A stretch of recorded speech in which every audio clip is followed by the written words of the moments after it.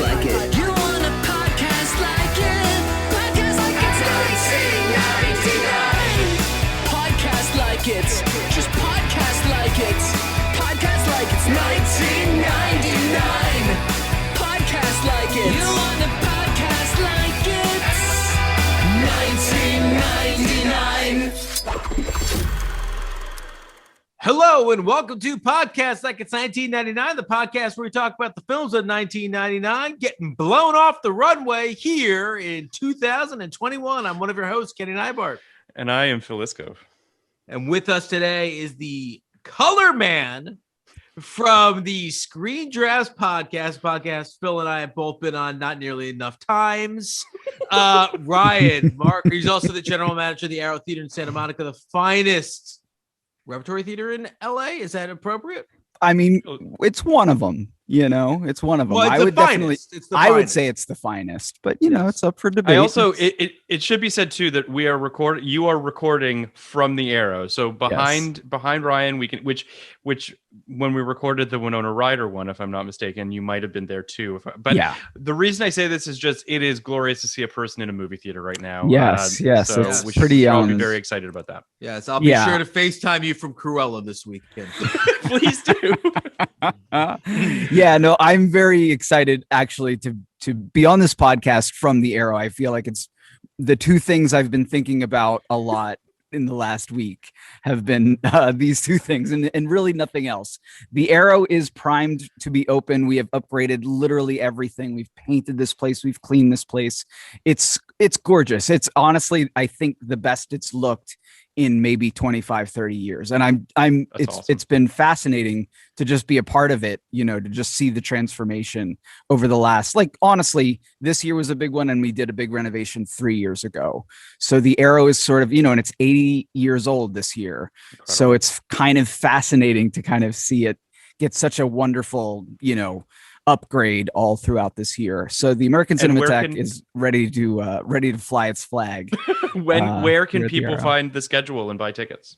It's all online. We have a brand new website. We've rebranded. It looks gorgeous. There's so many cool things that are happening on this website, including honestly, virtual events that happen every week and have throughout the course of the pandemic. It's great shit coming up. Wow. I'm you know what? Fuck it. I'm going to look at it right now. Hold on. For listeners of the pod, Indiana Jones: The Last Crusade will be there on June 20th, which is a film we did on our 89 pod. I personally might go there for In and of Itself, which I've yet to watch and wanted to watch. Now I think it might be a great experience to watch on the big screen. Absolutely. For children, E.T. in 70 millimeter. For people with children, yes. ET in 70 millimeter, guys. Come on. We're opening with a full month of 70 millimeter. I mean, to be clear, that's exactly what we wanted to do because it's kind of like, look, we're all back. Let's get the screen as big as possible. Let's get our sound, which we've upgraded here. There's a rumble in the seats now at the Arrow. It's a really weird, different experience than it was before. I'm going to go. Just really exciting. And I'm calling my shot right now. I've been wanting to see Lawrence of Arabia in a movie theater my entire life. I bought tickets because they did it recently. That there's something that does it. Whatever. I bought tickets 6 months in advance, and it turned out I was out of town that day and couldn't go. So there's 2 nights, Lawrence of Arabia, the 26th and 27th. Yes. I will be in town. I'm going to one of those nights. I'm doing it right now, putting it on the family calendar. And calendar. I want to see Vertigo on the big screen. 70 millimeter. Kenny it is shrugging off Vertigo. Overrated. I mean, the best film of all time. Wow. Come on. It is, Kenny. It is. It's not the best film of all time. Blasphemy. I didn't say it was the best film of all time. It's a great movie, though. Sight and Sound did. Have you seen Field of Dreams, Ryan? I mean, come on. Of course. Here we go. Here we go. I'm kidding. I know. Jeez Louise, I'm not trying to lose our guest from the cheap seats at the Arrow trying to argue Field of Dreams is better than Vertigo. All right, Ryan, the movie we're doing tonight is Pushing Tin. Do you know why you are here for Pushing Tin? I do. I think that I don't really, but I feel like it's kind of slipped out somewhere throughout Screendrafts that I do kind of like personally, sort of low key love this movie. but I don't know where, and I don't know who gave that away. Kenny will tell you, I'm sure. So, Okay. I wish I did my own research, but I didn't. So basically, I think right after our pod, whenever that was, whenever we recorded the Bruckheimer pod, which is one of the best drafts I did, we said to Ryan, we'd love to have you on the podcast, so please come on. But I'm like, I mean, if we find something for him, whatever. And then I was listening to a screen draft like the next day. Okay. And you mentioned on that screen draft, and I don't know which one it was, but you mentioned, as you said, you kind of low key love that movie. So immediately I was like, we texted me right away. I was like, we got a worm on the hook for pushing tin. we gotta reel this donuts. I gotta reel this baby. He texted me right away. He's like, Ryan Marker, big pushing tin fan. And I was like, all right, done. Lock it in. That's incredible. So that is why we asked you if you wanted to do it, and immediately I think you were like, yes. But the thing about pushing tin is, I do think it has its fans. I think that it actually wouldn't have been. I'm joking. I mean, 3 stars. Yeah, I'm joking. I'm joking. For I mean, maybe a third of what I just said is a joke. Most of it's true, but the part that's a joke is we could have. There are people who wanted to do this movie. We went with the best person. So I see. You, of course, and we're so happy to have you, Ryan. I gotta say, if somehow our listeners have not listened to Screen Drafts, the podcast really wouldn't work without Ryan. It really doesn't make sense without you there, because you want to know well, I'll tell you the thing you do that I do that great podcasters do. You don't like every movie, and you did it on our podcast when you just took me to task for my Top Gun pick, and I curled up into a ball and cried. But it's appropriate because when you later talk about your love for particular films, I know it's coming from a genuine place, and you're also not a snob, like so many people, so many Cogmans are. So it's. Wow. Seriously, just locked and loaded. Firing across the bow. So I'm trying to take his place. I'm trying to Ripley him out of this podcast. Next time you book Cogman, I'm going to show up. I'm going to shave my head and show up. I think this is a WrestleMania match. I think Nevart versus Cogman. I mean, let's be honest. I know. I feel like I'm really punching up over here. But the point is, I really enjoy your takes on the podcast, and I feel like you're the one who really solidifies whether or not it was a good pick or a bad pick. I think it's a really important. I agree. Job. Wow, that's fascinating. I think that, I mean, and to double down on what Kenny's saying, I think that podcasts that have 2 hosts, that it's a balance, right? Mm-hmm. And I think that obviously both sides bring something valuable to the equation, but like you and Clay are very different in your tastes in the best possible ways, and I think that helps make the podcast feel lived in. It doesn't feel like I think that Kenny and I have a similar dynamic, although I do think we agree a lot of the time, and I think you and Clay agree a fair amount of the time too. They do. Totally. They agree. Yeah. No, it's just an interesting thing. I mean, you're totally right. What I think of the most with Clay, who's honestly one of the greatest guys and one of my best friends, I'd say at this point, he had to drag me across. He had to literally drag me to do a podcast. I said, no, I don't want to do that. I really turned him down. When he was like, let's do this thing, Screen Drafts, after Vidiots sort of had to, sort of wind down. I was just like, I don't know, dude, that seems really long. It's just, and so it's fascinating after all this time that I do think we've sort of both accepted, our fates, and that Screen Drafts is just a super fun show to bear witness to. And I really, I'm honored that you would say that about my contributions to the show. I really enjoy it. Yeah. That's it's fascinating to hear, honestly, because it is Clay's baby. He invented the game 100%. Say, I think I've said this to Clay, or I don't know. I've certainly said it somewhere in my life.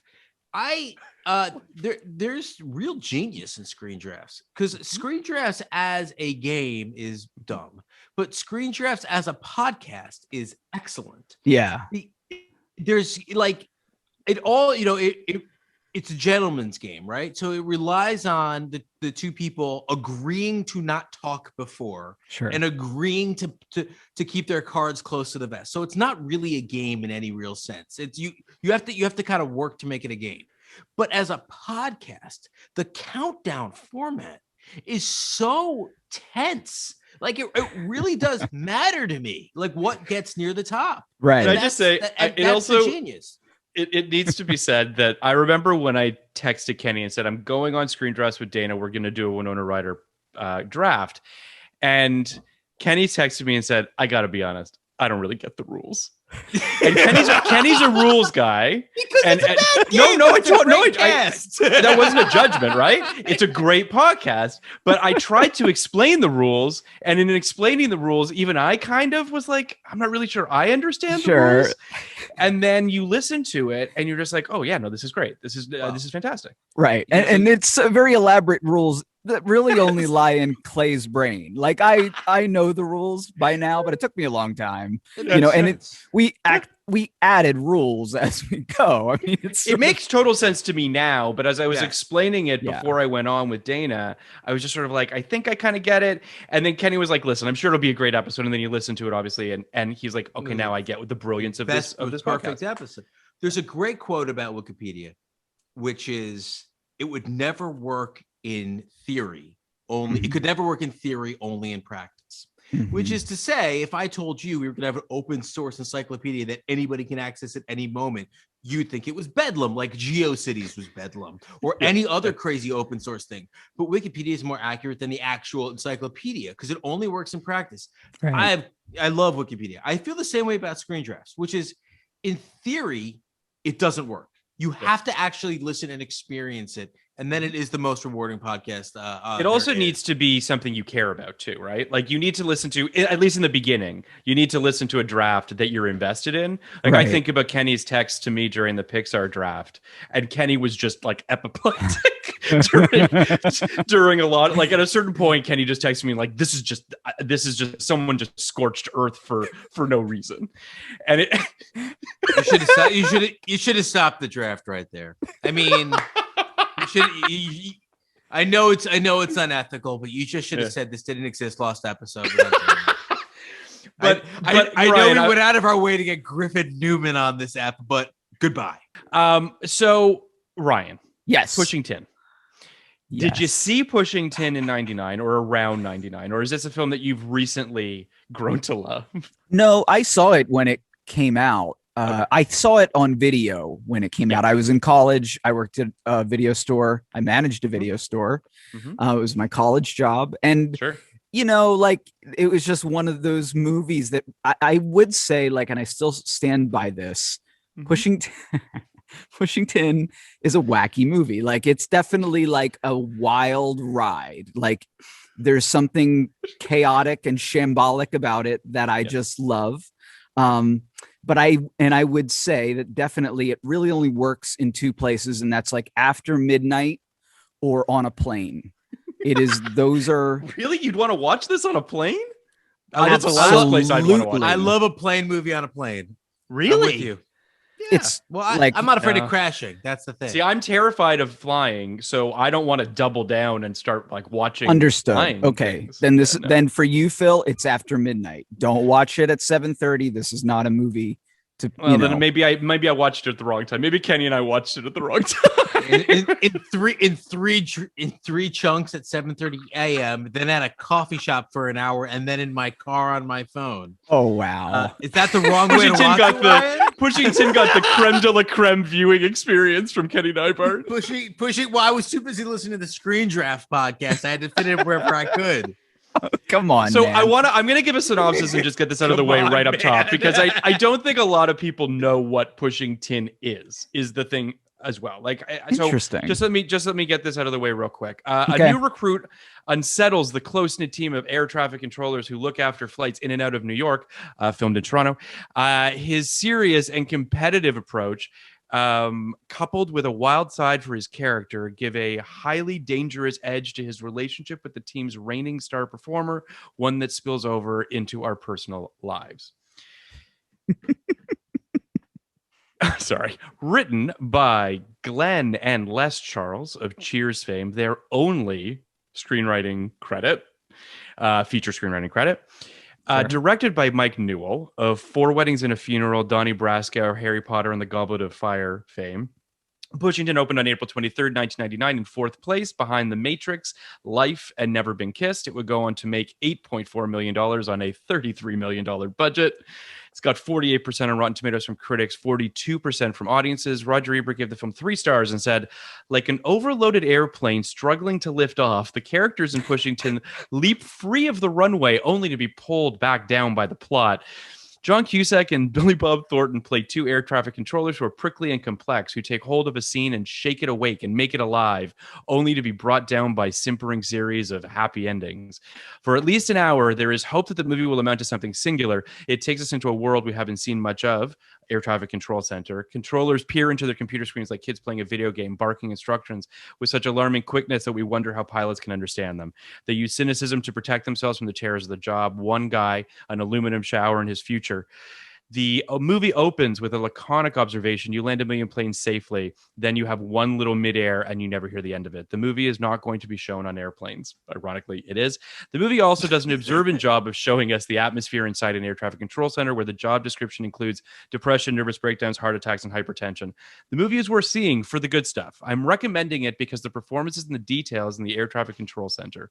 The director is Mike Newell. His gift in making his characters come alive is so real that it actually underlines the weakness of the ending. We believe we know Russell and Nick, know them so well. We can tell in the last half hour when they stop being themselves and start being puppets of a boring studio ending. That doesn't sound like a... Yeah, it does not sound like 3 out of 4. A recommendation. Yeah. That's... But there's stuff that I agree with and stuff I don't. But I mean, by and large, I don't think that Ebert's being completely unfair.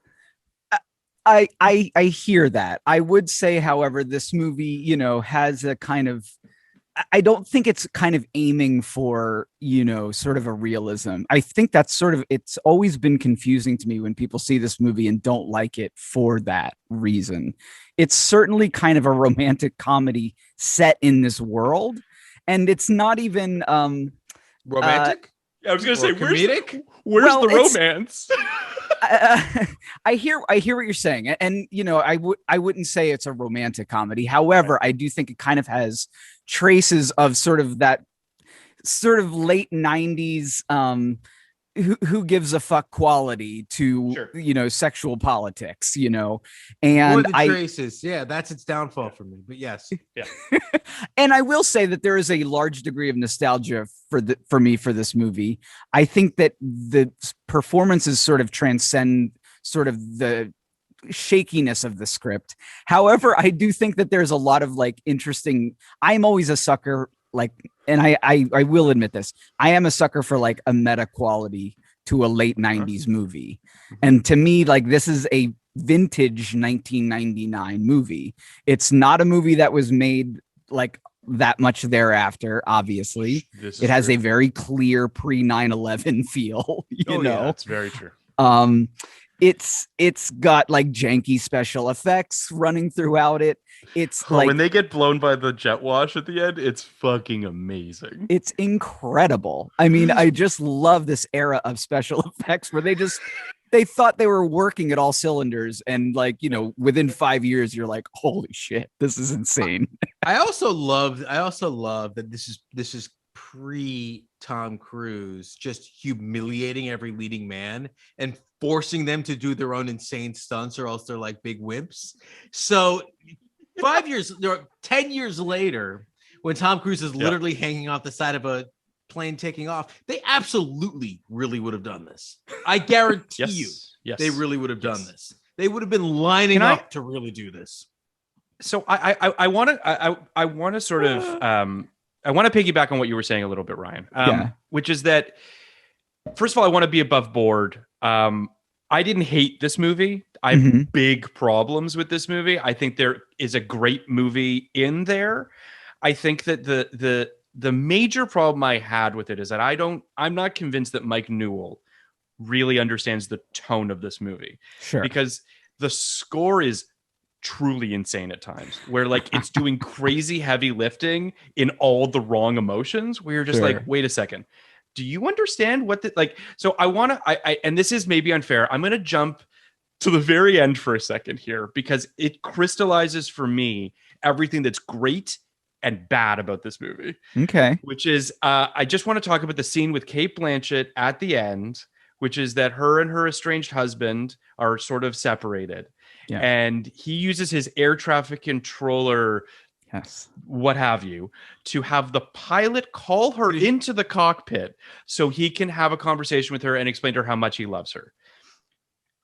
The idea there, I love that idea. I actually think that's a really great thing. The execution of it is totally fucking awful, which is that like this earnest music comes in and like the joke is lost. Like it should be a jokey, funny moment. And instead it's so earnest and odd that you're like, I don't know how I'm supposed to feel about this right now. Or he should have been better. Or because like there is also the you know, like what the singing? Like, well, just what? The emotion behind it. One of my favorite scenes in movies is when Jerry O'Connell sings to Neve Campbell in Scream 2. Yep. Because he puts him like, you are so programmed in the beginning of the movie to hate that character, right? And to look at him sideways because he might be the killer. And after that moment, you are desperate that he is not the killer, right? You are, because he is so winning in that moment. And Jerry O'Connell can't fucking sing either, but he gives his entire self over to it. Yes. John Cusack doesn't give himself over in this moment because he doesn't believe it. He doesn't believe the moment. Well, it's a tough situation. He's singing into a phone.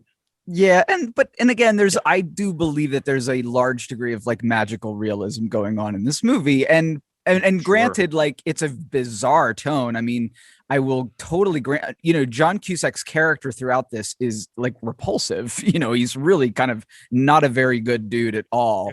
Yeah.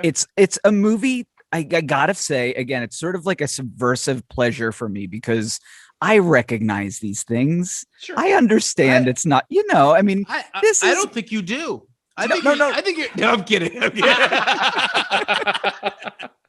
The thing is, it's the little pleasures of this movie. It's like John Cusack, this is his high point. Like, this is, I mean, he had a fucking magical 1999. Like this, Cradle Will Rock and Being John Malkovich all in 1 year. Like, that's insane. On the heels of High Fidelity and Grosse Point Blank. Yep. So like he is kind of in the sweet spot of, and this movie, again, I sort of enjoy him in the way that we just did an episode on James Spader, in the same way that I sort of hate John Cusack. I hate James Spader characters, like he allows you to be like, he allows himself to be shitty and not. But don't you think that like that unlikability? Kenny and I talked a little bit about this today. For the first time, Kenny and I got brunch in it was 16 or 15 months. Congrats. We had our first hug in a long time. It was great. Yeah, that's nice. And we were talking a little bit about, and I brought up the idea that John Cusack, often his characters have jealousy at the center of them. Yep. And he can make that palatable under the right circumstances, right? Like I think about High Fidelity being a very good example of that. He's a fucking prick in that movie, and yet somehow you find your ways to kind of love him. Yep. This movie, he doesn't do that though. Like this movie, unfortunately, it tips in a bunch of ways. I think about that scene with him and Angelina Jolie in her car where he's yelling at her after she confessed to infidelity to her husband. It's unbelievable. And you're just like, you're a terrible human. I don't give a shit about anything you do now. Totally. I want to take my wax at this movie. Batter up. So I think my so all right, so Ryan, your point that there's a fair amount of magical realism running through this movie, I agree with.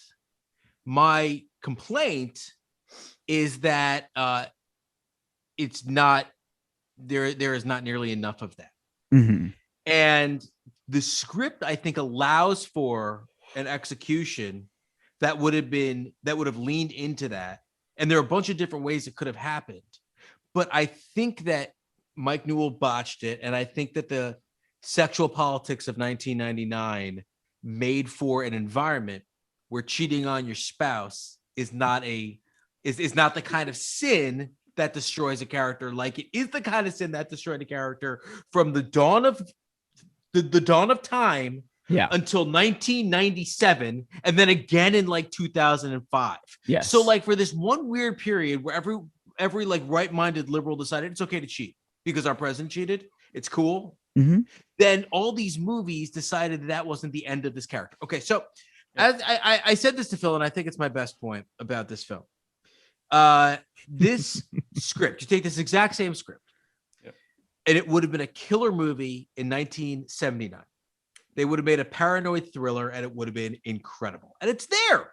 Like, it's there. His character is one step away from losing his mind and thinking that he literally thinks Billy Bob Thornton is trying to bring down his plane or put him into a storm or whatever. Like, it could have been a conspiracy theorist type movie like that. Yeah. With almost the same exact script. In 89, Jason Robards is in it. Sure. Yeah, of course. Yeah. Bruce Stern. Parallax View. It's Papillon. Yeah. It's yeah. Yes. And this is totally a Sidney Pollack movie through and through. It could have been. Then in 89, this would have been a James L. Brooks movie. Yeah. Maybe. And they would have actually known how to play out this sexual dynamic between these four people in a way that we would have understood. And it would have been less about what I consider to be, as I said to Phil, an absurd premise for a rivalry. Because there are no mid-air collisions. It's not a thing that happens. So all these guys, everybody who works at the air traffic control office are the best. They are all 100% the best guys. Zone, There's no such thing baby. as better. They're all the zone. They're all the zone. Yeah. There's no one. You can't walk in there and say, "Oh, I'm the best air traffic controller." No, nobody in here has crashed the plane. You are all the best. So there's no like. All Billy Bob Thornton has is he dresses better. That's it. So they would have dropped that absurd element, and they would have made it more personal, and it would have been able to actually play out these things. Then in 2009, I think there could have been a movie here. And I think you could have had a post 9/11, a post 9/11, more or less one set indie film that takes place. It could have been a play about air traffic controllers, about sexual rivalries within there, about having, something that bothers me about this movie is it does something that I think is very unrealistic. It takes a profession where no one ever fucks up. And I even went through it with Phil today. Like, when was the last mid-air collision in America? It was 27 years ago. So no one ever it's been a while. Doesn't happen. No one ever fucks up. Right?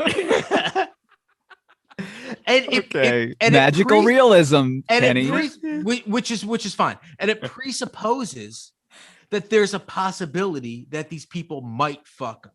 Right? So if you want to set that as your premise, you can go through the magical realism thing. Yeah, sure. Or you can have them continue to kick ass while all this shit is happening around them and show how they have to somehow be unflappable here while this guy's cheating on you're sleeping with your wife, and that guy's going after your job or whatever it is. But I think it got lost. I think this movie is lost. I think it is all the things I mentioned halfway. Yeah. And my takeaway is it's how much do you hold a film back? How much do you downgrade a film for being fine, but not being what it could be? I want to agree and disagree for a second here. And I want to kind of good. All right. No, I know, but I'm serious though. Like, I think that I agree with a lot of things you're saying, and there's something I don't agree with. I saw the film in 99 in the theater. I remember I was actually texting with my buddy today. We went to see it together, and I remember sitting in the theater, again, I'm 19 years old. I just started film school, and I'm excited by this cast, and I'm excited by the notion of this movie. And I remember it was kind of weird. It got released in a weird time, and it didn't obviously get a lot of love, and it kind of just, it was what it was. And I remember I left the theater with my buddy, Simon Ennis, past and future guest, and he fucking hated it. Like, he was angry. He was just like, I'm bummed that I fucking gave 2 hours of my life to this movie. And I left it feeling like, Angelina Jolie and Cate Blanchett were both sort of, at the beginning of their crest of fame, obviously. And I was fascinated by them. Billy Bob, I liked Sling Blade, and John Cusack, obviously. I was excited by this cast.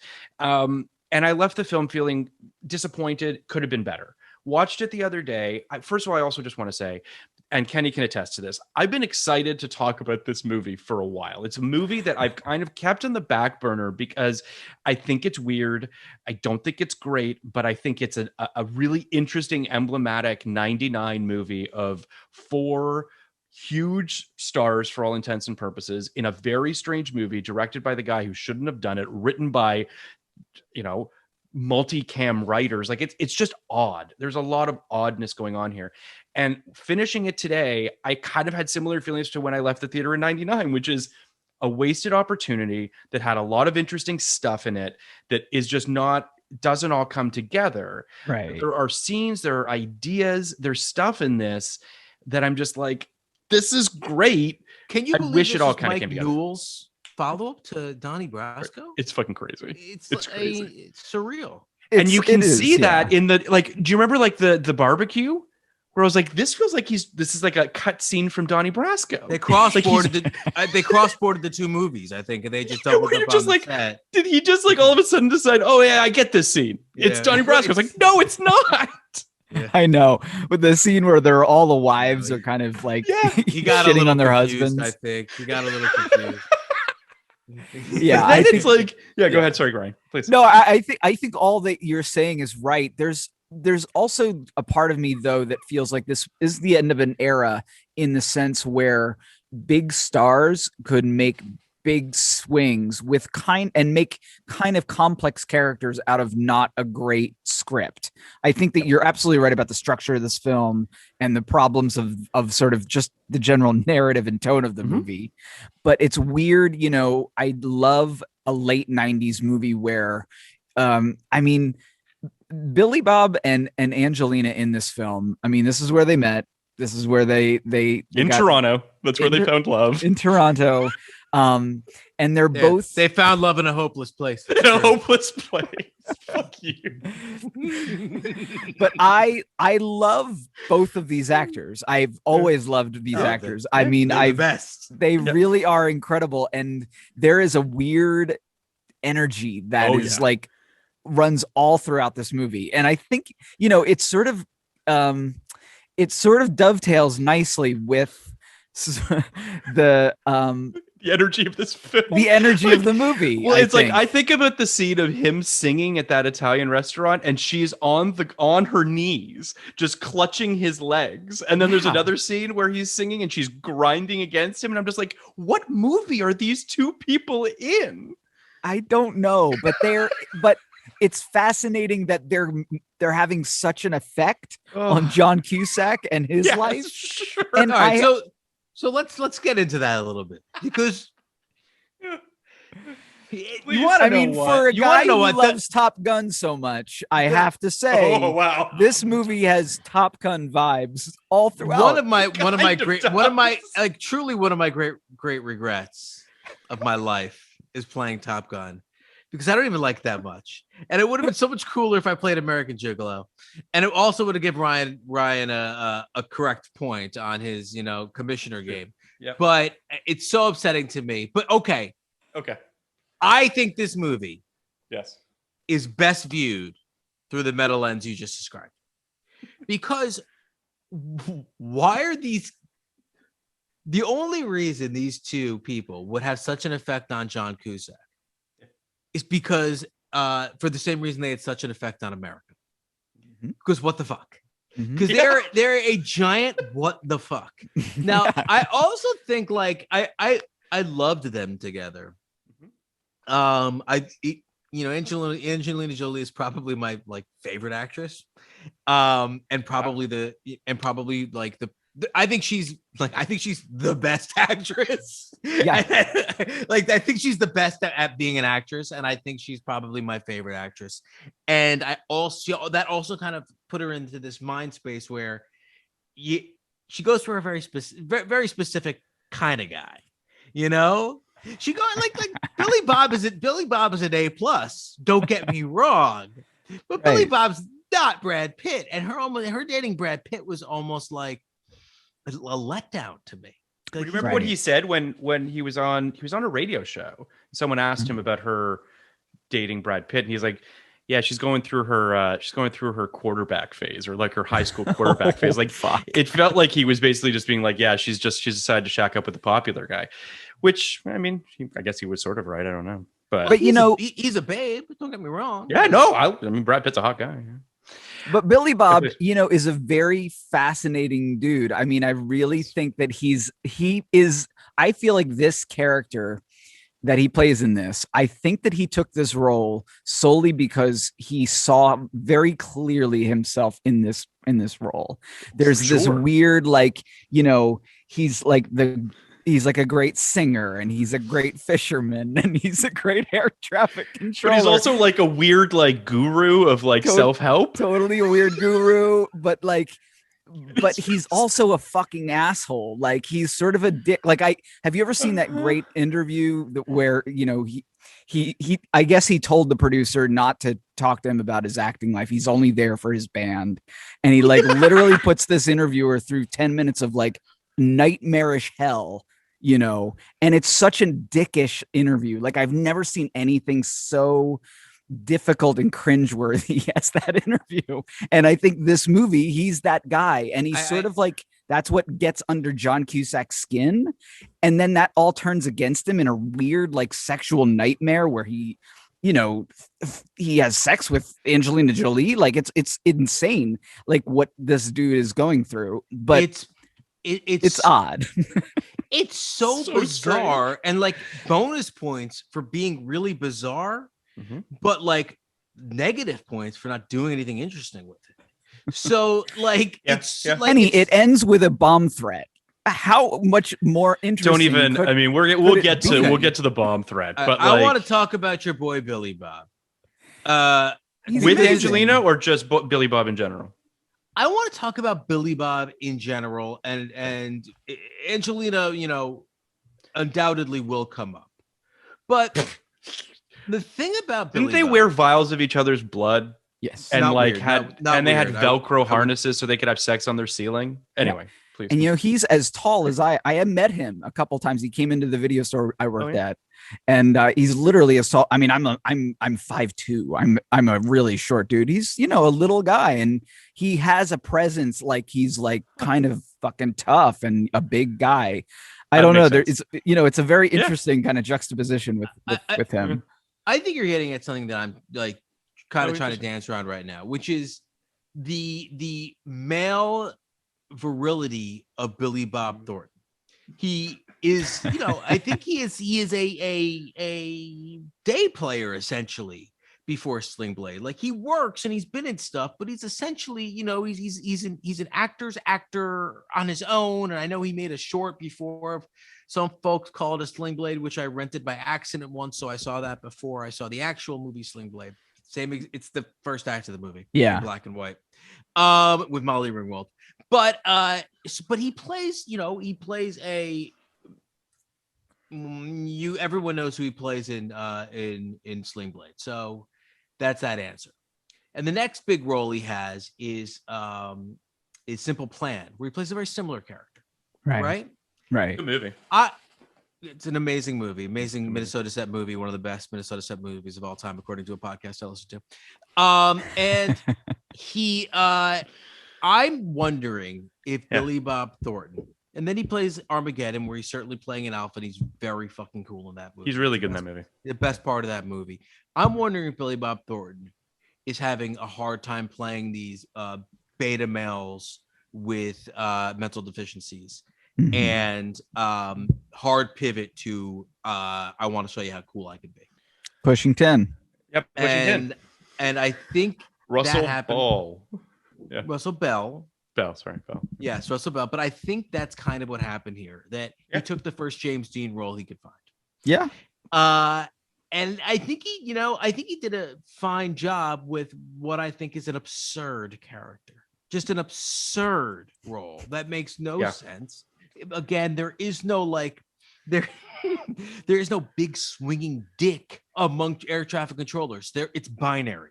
There are people who crash the planes and people who don't crash the planes. And if you don't, so what John Cusack seems to be obsessed with is the fact that he like has his young hot wife. I think. And a feather. It's got a feather. He actually is Choctaw.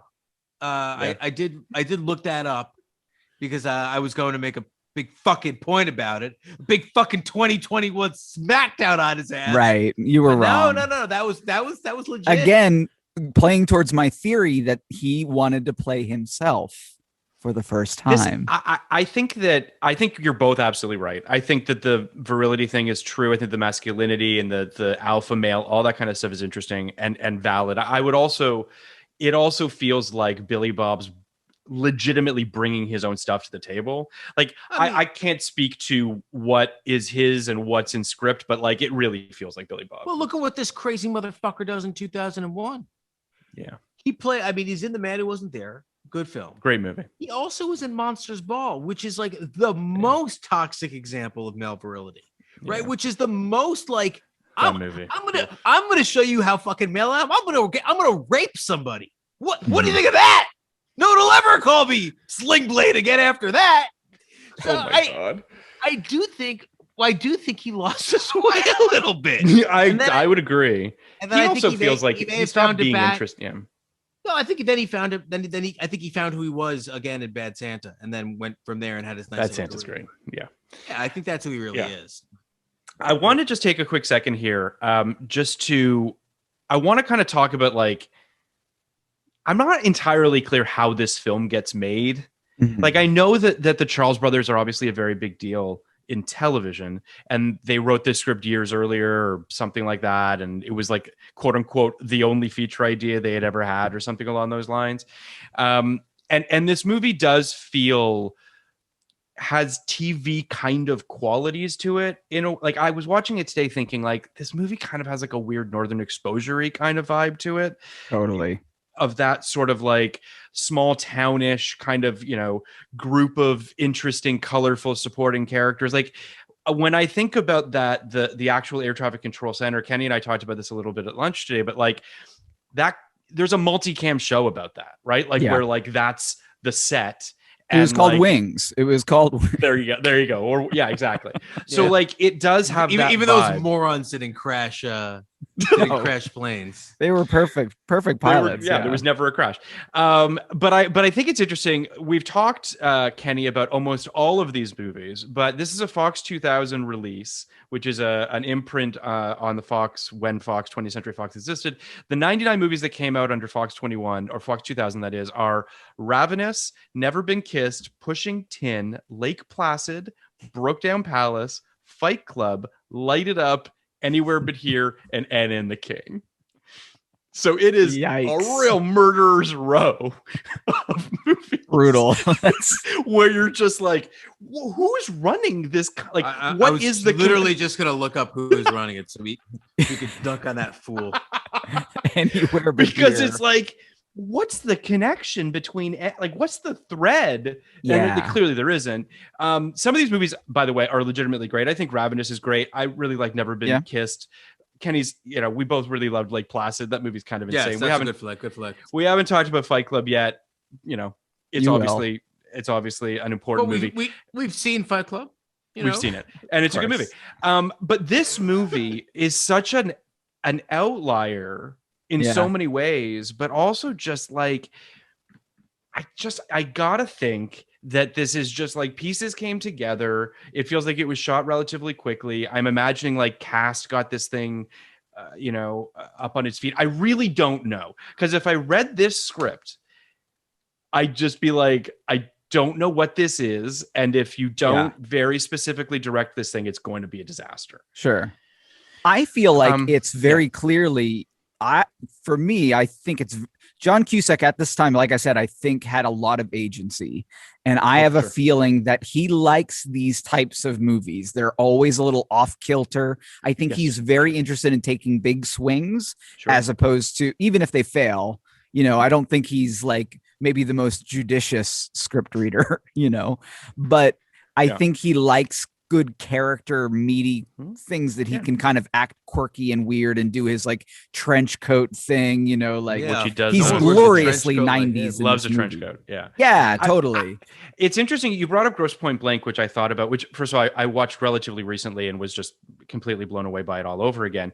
Like that movie's so prickly and strange. And like, it's really kind of pushing buttons and I could see, to your point, Ryan, him reading this through that lens and being like, oh, okay. Like this movie's weird and I'm playing this kind of like unlikable guy, but like I'm interested.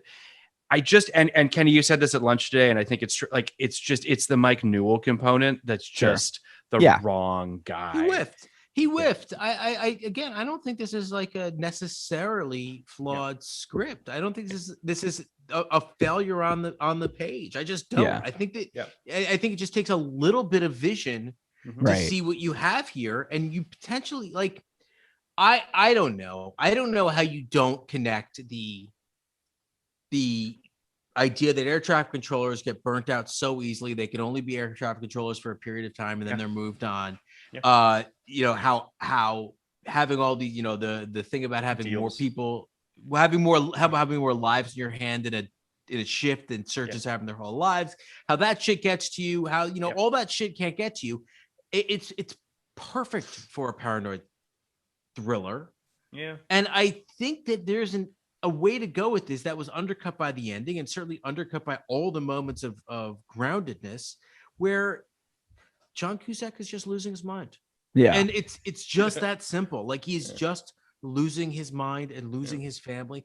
A movie we did this year that does that kind of, except it's, you know, a problem, was Arlington Road, where Arlington Road, you know, goes in that direction. But of course he's right, because all conspiracy theorists in movies are right, and have, you know, given rise to a fucking whole generation of people who think conspiracy theories are right. But what's more interesting, and again, we don't think this is a great movie, but the Beautiful Mind route, where the guy is wrong, he actually is, you know, like the conspiracy is not a thing, is like so much more interesting to me. You know, there's definitely, you're absolutely right, Kenny, that there is a thriller version of this. And again, I mean, this also just feels like, I think it's on the page, dude. Like I do too. Yeah. I mean, it does end with a bomb threat. The Vicki Lewis bodybuilding runner is so fucking weird that like that has to be in a left of center movie. That couldn't possibly exist in a real mainstream movie. But here's the thing though, like I think that there are two, I take all of these points. I definitely do. I just think that, you know, it's fascinating to me, being a huge Cheers Frasier fan, that, you know, this is their big script. It doesn't really work, but yet it attracts such talent that in a way I think it transcends and ends up, for me, working. And I do think part of it is that like Angelina is killing it. Cate Blanchett they're both killing it. I totally understand they are abused women in this movie. Like it's really kind of, you know, bizarre and sad. And very, very, again, classic late 90s. That's just runs rampant through the studio films, especially.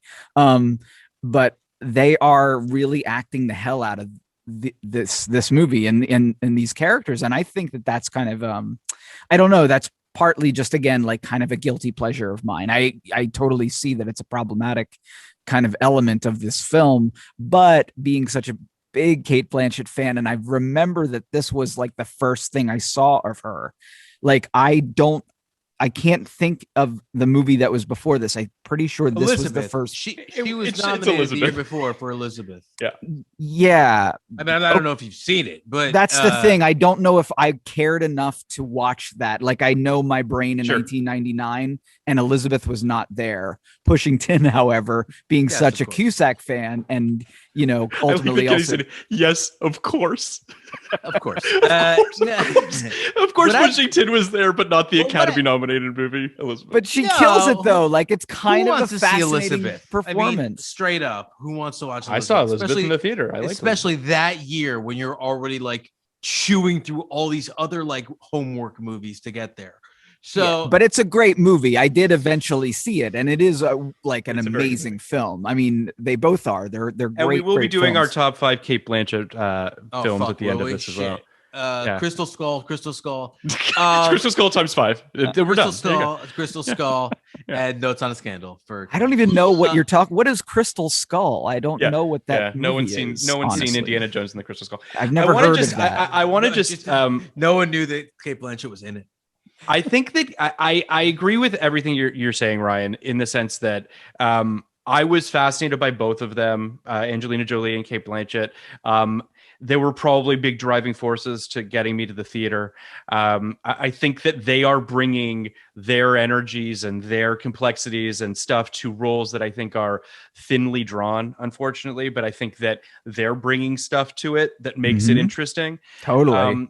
But I would also say too that, you know, to come back to what you guys were saying about the script, I think that the script does feel very unfocused. There's a bunch of like, wouldn't it be fun to do this? And it does feel like guys that have been writing television for a million years had a bunch of ideas and they were like, this is how you make a movie, right?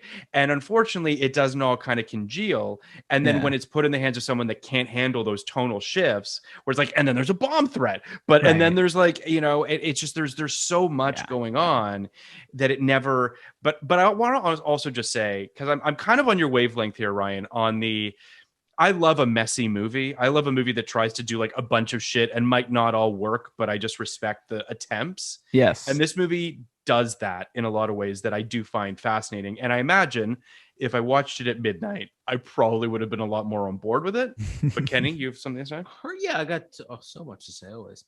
Her career is so interesting to me in that, like, Cate Blanchett. That's correct. Yeah. She gets the Oscar nomination for, you know, what was obviously like a tour de force performance. And, you know, a big, loud Oscar nominated movie playing a, you know, massive historical figure, one of the few historical figures available to female actors. And led to like a pretty like down to the wire Oscar campaign, if I remember correctly, between her and Gwyneth Paltrow. And I mean, I think a lot of people thought she had a really good shot of winning, having basically come out of nowhere. But I guess, Wow. but you know, I think it's interesting that she then goes in 99. So she's an Australian actor. She basically hadn't been in an American film before that. Australian TV actor. In 99, she's in 2 movies. We already did one of them, Talented Mr. Ripley, and fucking love this film. She took the 4th lead in 2 films, right? In 2 American films with 3. Now, Angelina Jolie was not a big actor at this time, but big actors in these films, and playing Americans in both films. Which I think is really interesting. And I think it's really interesting that she's playing in this particular film a low class or lower class housewife living in the world's ugliest development. I don't know if you've noticed, it was like a hideous home. And it's horrible. It's a horrible place for a person to grow up and for a person to live. I know. She already has my joyless life they're living. Really terrible. Yeah. What was the movie we just did that? It was like in She Devil. It's like living in She Devil. Correct. Even She Devil. She has a little bit. She Devil had more charm. And maybe this is completely off base, but she's got a little bit of Carmela Soprano in her. There's a little bit of something there that I sensed. It's not off base. I think the scene Ryan alluded to earlier of all the women shitting on their husbands is straight out of The Sopranos or straight out of, you know, a Donnie Brasco or whatever it is. But I think it's interesting that she decided to go basically start from the bottom, you know, in American studio films, and then she gets, you know, Lord of the Rings, Fellowship of the Ring, and then she really, you know, takes off. But I, you know, and then she's in literally every fucking movie from here on out. It's wild how many films she was in. But I think that's interesting. I think it's also, I agree with what you're saying, Kenny, and I think also, you know, I remember we talked about this on the Talented Mr. Ripley episode, but you know, that's a movie that is being shot before, you know, Shakespeare in Love and Elizabeth and all these things are happening, right? So like you've got Anthony Minghell's follow up to The English Patient starring, you know, Matt Damon and Gwyneth Paltrow and Cate Blanchett. It's understandable, I think, to want to be on that train. Oh, I mean, that's a train. She was in An Ideal Husband too. I totally forgot that. Right. Yeah. Yeah. We talked about that too. But yeah, it's just, she is a fascinating actor. And again, as I watched this film, I was just like, I really honestly think she could do anything. Like you could basically put her in any movie and she's going to succeed. Yeah. She's in bad movies from time to time, but she's never bad as far as I'm concerned, even when perhaps the material isn't up to par. I want to kind of walk through the plot of this a little bit. We've hit a bunch of this stuff, but there's some stuff I want to kind of hit on. We're immediately kind of thrown into this, into a air traffic controller scenario. I really love the camaraderie, the workplace environment. I think it's really fascinating. It's one of my favorite things about this movie. It's why this movie is not a complete wash for me, is the universe that it takes place in, which I've never seen before, and I certainly haven't seen since. No one has returned to this sandbox. I like the shots. I like all the stuff that they do within the actual computer screens themselves when you're either looking through it or inside his head and seeing all the, like, again, weird, like tonally strange, like feels like something out of a Tony Scott movie, but you're also just like, cool. But I'm just like, it's still cool. Tony Scott would have made a great director of Pushing Tin. Tony Scott's version of Pushing Tin would have been better. Would have been amazing. With this cast. Yeah, absolutely. I don't know if it would have been amazing. It would have been competent. It would have been. Who is the best guy? Who's or that's lady? A really good question. Who's the best person? On the crew, like this crew. No. Like, who's the best director to take it? Who should have directed this movie? Yes, and it doesn't have to be someone who was, alive and kicking in '99. But who's the first? That's a really good question. I was thinking about that actually earlier today, because like, here's what's so funny, because you said this, Kenny, about like the 79 version, the 89 version, the 2009 version, which is just to say, it says something about this script that it feels like it could have been directed by like a bunch of different people in a bunch of different ways, and it might have been interesting, which says something. I don't know what it says though. I don't know if that means it's a good script or if it means that it's just like a weird skeleton key. Well, I have to say, I do think that who I said earlier, I said it off the top of my head, but I mean, like the Sidney Pollack, Alan Pakula, like they could handle different weird tones. I mean, even a Sidney Lumet, like kind of this was his sort of bread and butter for the 80s and 90s, sort of, semi-comedy sort of, but like there's kind of pretty dramatic overtones.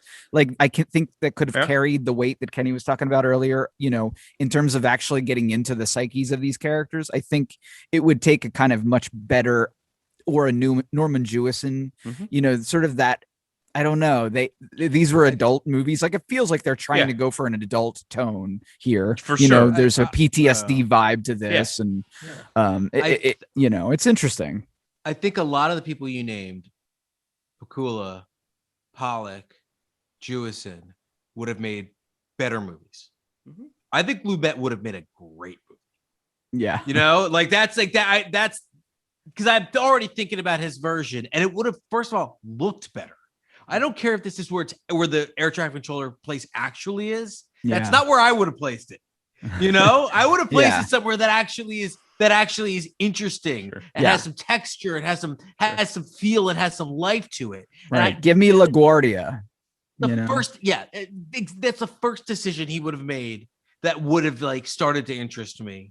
Right. And then he wouldn't have had them live in like the miserable New Jersey or Long Island crapland they lived. They would have lived like somewhere that has character. And all these little things just starting from, and I mean, like, it's hard to believe that Mike Newell directed Donnie Brasco, because like that restaurant, like, I've been watching a lot of Taxi, and that is like that's like the shitty fucking restaurant they go to in Taxi. Yeah. Like it's like they use the same set.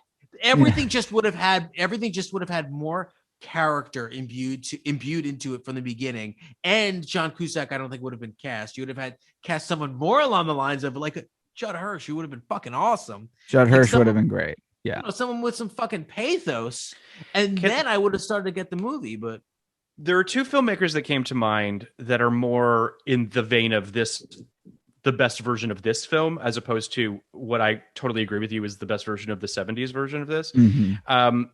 Curtis Hanson, I think, could have made an interesting version of this. Mhm. I think that he's navigated, like, I think that Wonder Boys is one of my favorite films, but navigates weird terrain in he terms would of have been a comedy better and movie. drama. Yeah. And I don't know how you're going to feel about this, Kenny, but I'm curious as to what Alexander Payne might have done with this. Negatively. Alexander Payne feels like someone who might have done something interesting with this material as well. Would have made the worst movie, Phil. You know?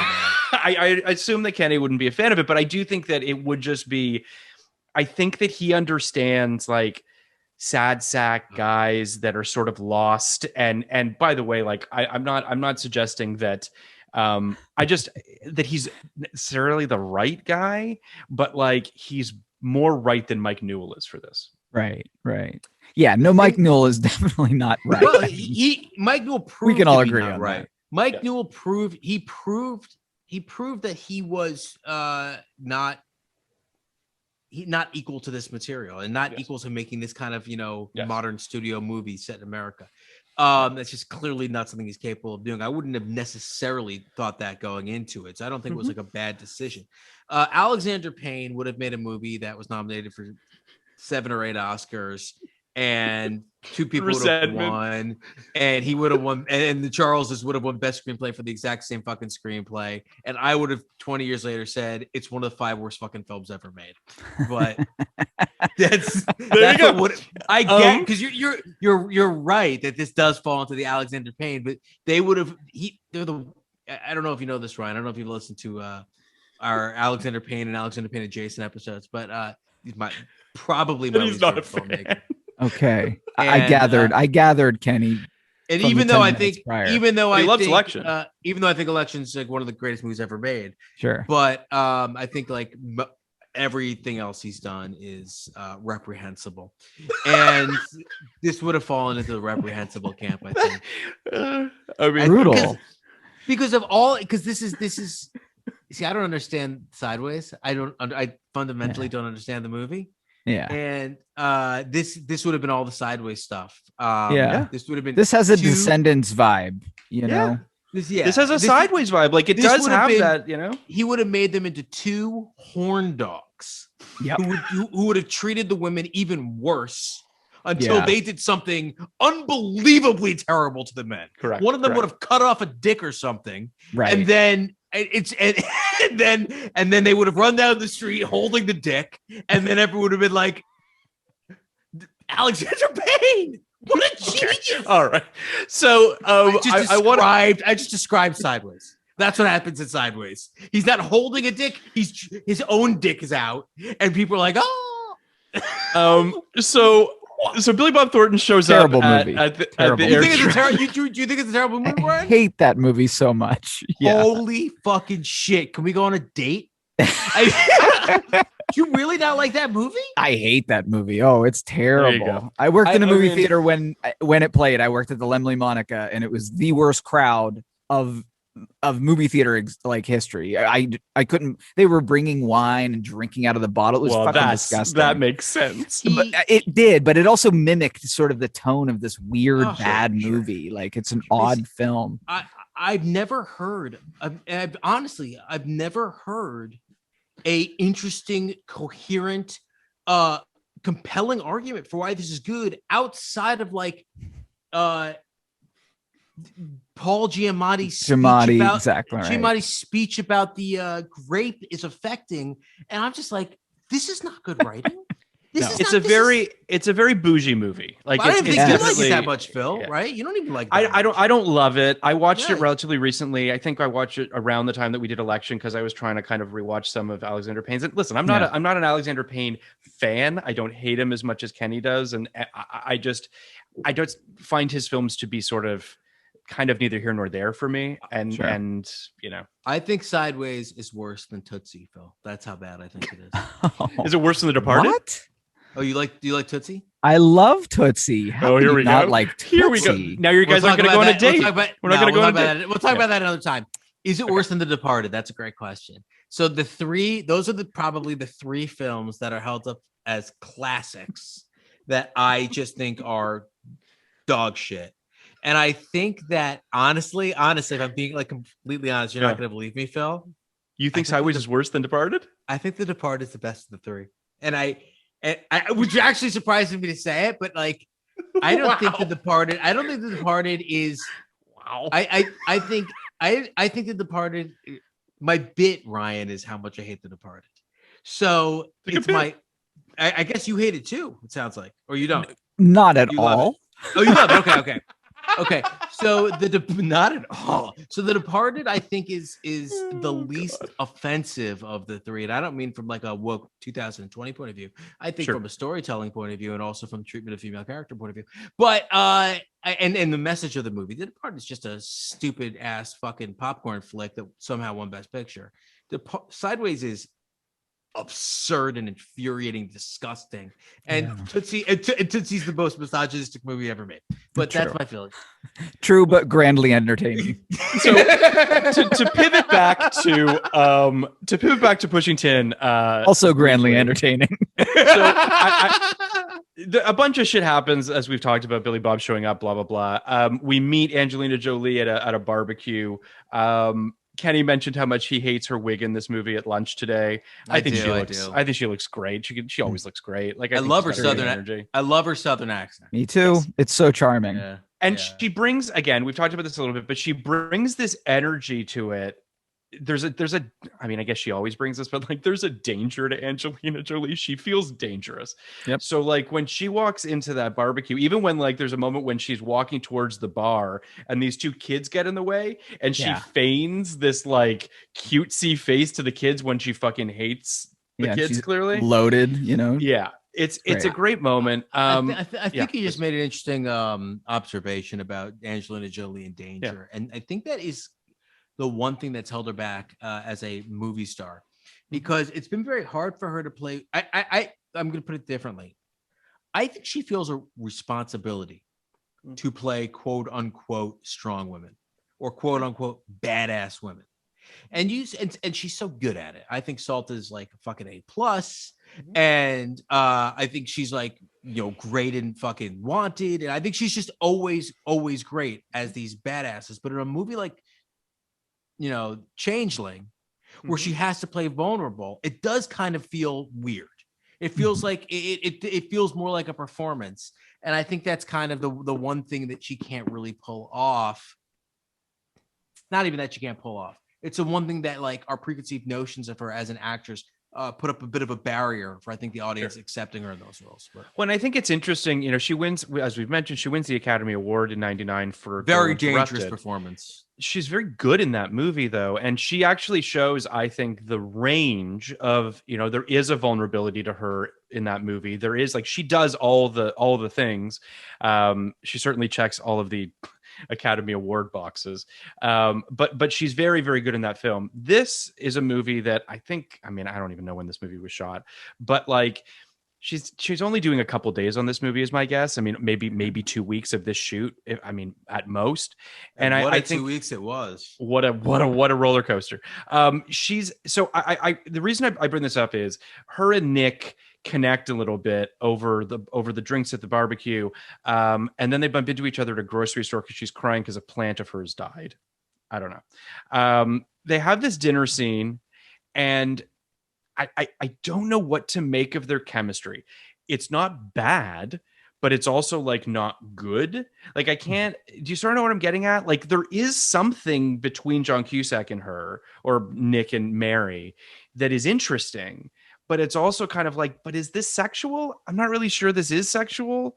Like when they do end up in bed together, I'm just like, these two had sex? I'm just not sure I buy it. It's a real icky moment. I mean, I definitely agree. But again, like I still see it as this sort of like Job-like thing that he goes through and doesn't really recover from in the end. And it starts with this moment, this big mistake. I do think that, like, again, in more able hands, this arc is actually like a really fucking like, eyes wide shut, journey. Yeah. And I think that's sort of fascinating because Angelina Jolie kind of does it. She's fantastic at that. And it's a very kind of, again, poorly written, but very vulnerable performance in a very odd way. Like why she goes so far, as an actor is interesting to me because, and prior to this, she did Gia, which is a really fucking gnarly movie. And she's incredible in it. So you knew she had the capacity to do it. And I think she's looking for a fantastic role. And this isn't really it. However, her and Billy Bob are fantastic. Her and John Cusack have a very funny, I love the twist that like within a couple scenes, she's told Billy Bob, that she had sex with John Cusack.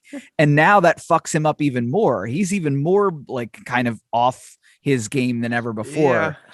Listen, the film makes choices that I did not see coming.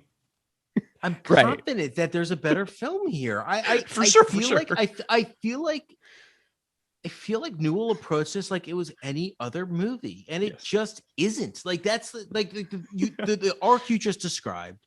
Yeah, that's so unusual. And like the thing that like the character move of sleeping with your rival's wife when you're the beta and he's the alpha is not something I've seen. It's not something that most characters should be capable of, but he's only barely the beta in this relationship, right? Yeah. He's only like any, in his dynamic with any other person in that room, he's the one who, can steal their wife if he wants to. Mm-hmm. So I think that was really kind of weird. I think Angelina Jolie telling Billy Bob Thornton was really kind of weird and interesting. Yeah. And I think that this all could have played into this, like John Cusack, am I losing my mind because everything that's happening is so fucking strange? Yes. The strangest part of the movie is that Billy Bob Thornton is able to make those baskets with that form.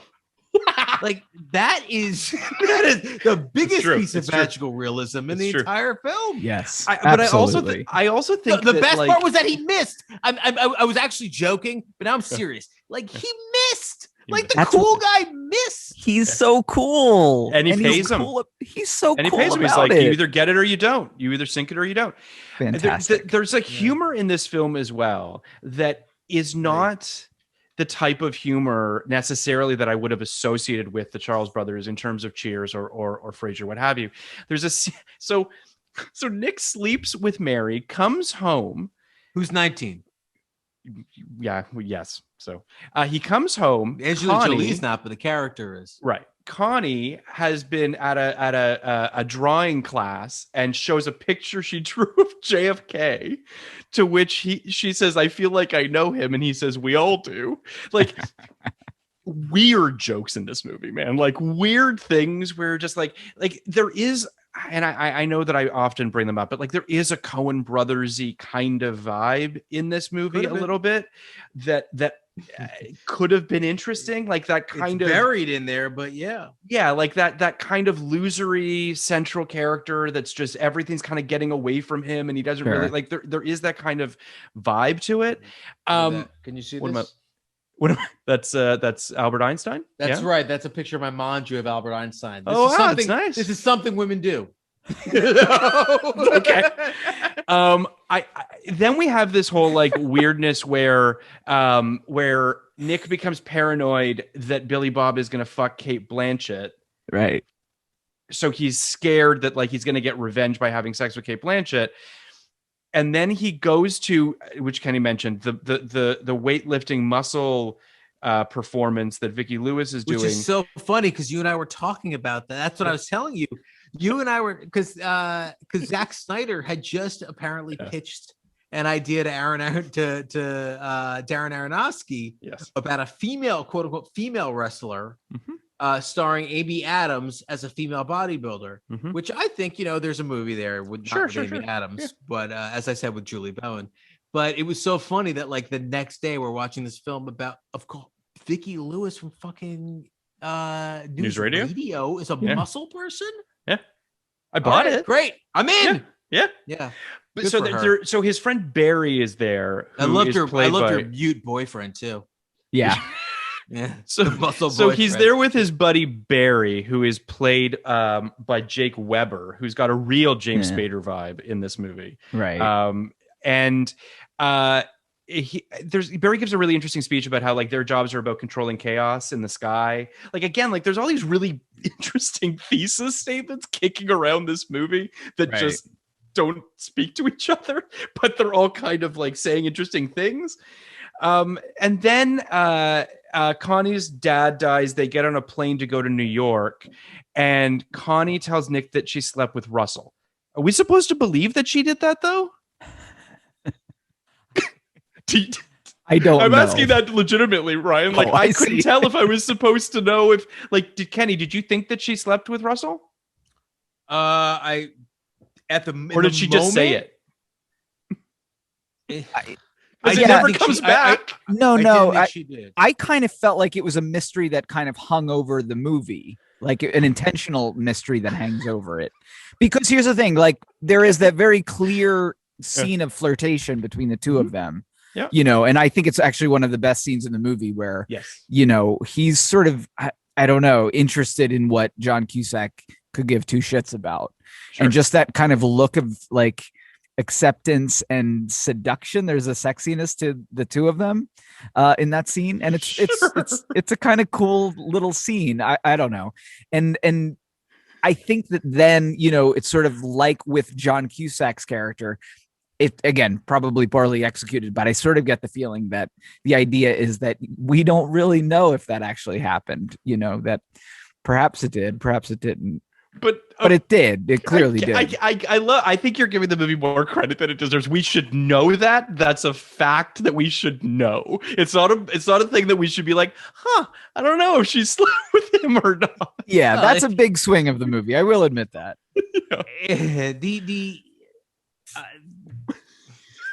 Withholding that piece of information, yes, sure, really does a disservice to the Cate Blanchett character. I agree, because then you don't understand what's going on at the end of the movie because you're focused on her. It's so weird. It's such a mistake, but it's very strange. Again, these are little things that you do when you rewrite a script and you're the director and you know. Maybe Barry shouldn't be 19, or maybe we should know definitively whether or not they slept together. But valid criticisms. I definitely do not hate this movie as much as I did when we started this podcast. So that's something. Okay. I want to sort of just to kind of barrel through this a little bit, just because there is still some big moments in the plot that we didn't really unpack.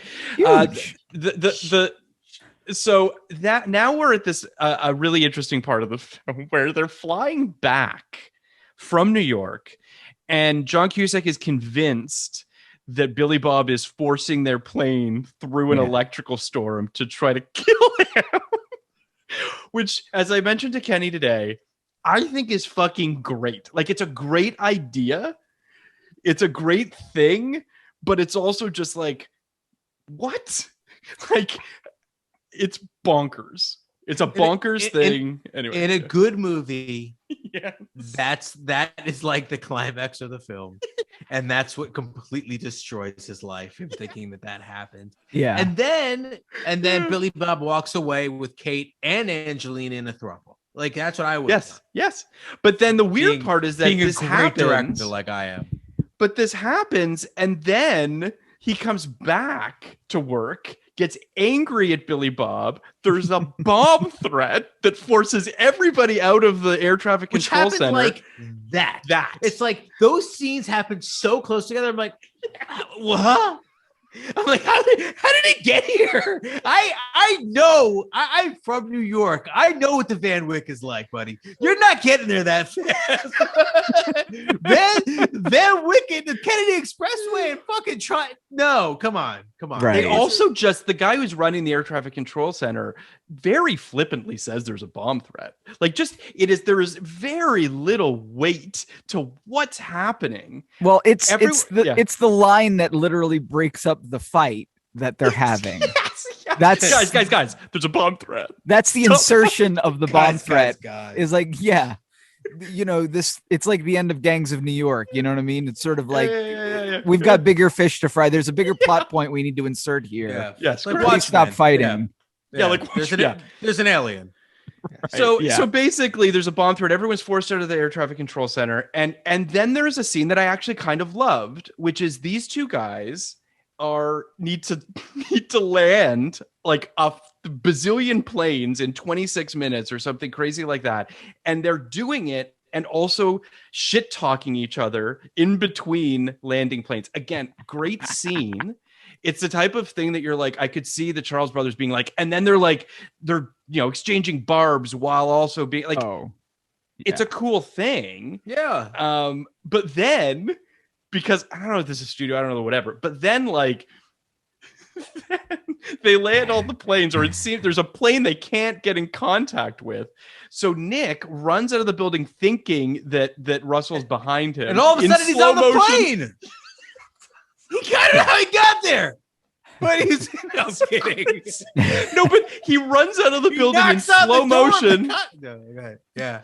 He in slow motion, Nick runs out of the building thinking that Russell's behind him, but he's not. He later finds out that Russell was able to get in contact with someone that was able to talk to the person on the plane and land the plane or something. So Nick again has been called an old woman's airphone. Correct. You've like cuckolded Nick a second time, essentially, by like, or at least, emasculated him by Russell, which he can't fucking deal with. Connie leaves him. He goes on this wanderlust to try to find Russell. in Colorado, fly fishing or some shit like that. They have this weird scene where he tells him he needs to bathe cleanse his sins in the river. This is okay. So again,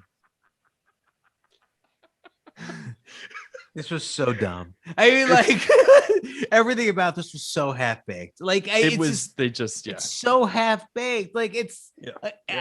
This is like the drive to Colorado. The lack of understanding of time and space. Correct. Going to Colorado, like there is and could have been something really interesting and fun going on there. But at 2 hours into this movie, I mean, the fact that he found him fly fishing on the Colorado River, on a tributary of the Colorado River, it's insane. Country. It's insane. A big country, guy. Yeah, it's also just like it feels so like, as Kenny said, it feels like a first pitch. It feels like the shitty pitch would be that he finds him fly fishing in the Colorado River. It does work in in the context of this entire movie is a John Cusack fever dream, right? Which, like it's not, but like it could have been. And like I mean, Billy Ray's got this, like, I don't know, again, like I'm mesmerized by even the outfit of him out there. He's kind of catching fish with his hands, and he's got like Billy hand fishing. yeah. And then he sends the fish out like it's a what remember the line though? Do you remember the line where he says, "I caught him. He knows I caught him. That's why I put him back." It's wonderful. It's just wonderful. That's a real magical. There's also Billy Ray, a really great line Billy earlier, Bob, where Nick says, "I spoke to Mary. She seems well. She had a message for you. See, I told you Colorado wasn't far enough." Again, a good line. That's a great like Frasier line. Yes. You know what I mean? Like that's what I'm saying. Totally. There's a lot of great Cheers episodes. Like I feel like this is kind of like Cheers season 6, with Kirstie Alley. There's a lot of that in here. Yeah. And there's, when you watch old Cheers and you watch old Frasier, 50% of those jokes really don't work. They don't work anymore. It's just they're brilliant still, and they're a lot of fun to watch. Mm-hmm. But, and I have to say about this movie, just in a weird way, like all of the airport stuff and all of the airplane stuff, none of it works anymore post 9/11. But in a weird way, that's another reason why I love like 99 movies, and even of course further back. I love that back in the day, you can make a fun movie on a plane or a fun movie in like an airport.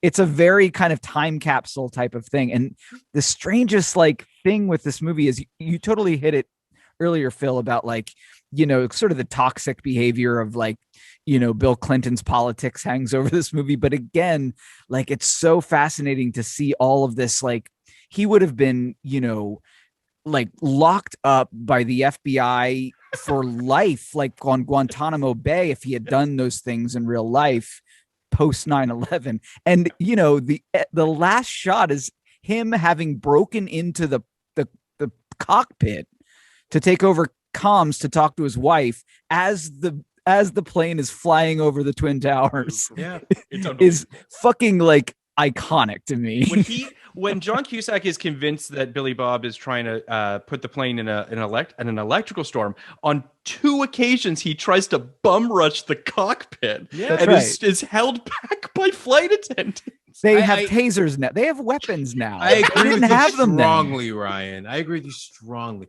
As I said, I've been watching Taxi from the beginning, and the first episode of Taxi, the climax takes place at the gate as Judd Hirsch's daughter is about to get on a plane, and all 5 of the goofs from the fucking depot show up at the gate to witness this emotional moment. And of course I missed that. What kind of animal wouldn't miss this stuff? That's what we really lost in 9/11. This is the end of an era. This pushing tin is one of the last great. So to wrap this up just real quick, decent. Fine. To wrap this up, basically Nick won't cleanse himself in the river, and then Russell says, well, then there's only one other option, and so they go to a fucking runway and the local runway, right? Are thrown in the air by the jet wash of a 747 jet. This scene is 20 seconds long. It happens so fast. Yeah. There's no lead up to it. Yeah. It's just like, I'm like, the climax of this movie just happened. It's just and then they laugh, and then I think they like hold hands a little bit, and they're brothers for life or some. Right. There's a little bit of the War of the Roses hold hand thing at the end that they go for, but not really as much. But I'll say this: very Top Gun, really. It is very Top Gun, strong Top Gun energy there. I'll say this. Part of, I think, the reason that the scene is so short is because Mike Newell has no idea how to shoot it. Like, there's no coverage because it's all in front of a green screen. Sure. So it's just like it's a nightmare vision of like Jar Jar Binks CG of like them flying away in the jet wash. It's insane. And then basically we mentioned the end of the movie, which is that he reconciles with Connie by taking over the comms of a jet, and then he sings and it's bad, and then we see the Twin Towers as a plane flies by. It's a strange fucking thing. It's a strange movie. But I gotta say, I do have a strange affinity for it. I can't. And perhaps I haven't articulated it particularly well on this podcast, but I do think that there's a bunch of stuff here that I really enjoy. And it's possible that it's a different movie in my head that I'm enjoying than the one that we were given by Mike Newell. But yeah, I don't know. I want to rate this because I want us to do our top 5 Cate Blanchetts as well. So in 99, saw this in the theater. I probably would have given it a 60. I didn't like it very much. Didn't hate it. It was kind of whatever it was. Seeing it through a little bit more of an analytical lens now, 20 years later, probably not as kind to it. I'm at a 51, which is that like, wow. I wouldn't. Again, I know that Kenny and I have differing opinions on the grading system. We don't. I adhere to your grading system, which is that I might recommend this to a person for some scenes, for a solid cast. Yes. All right, we do have different feelings. The 50% thing on what recommendation means. Yes.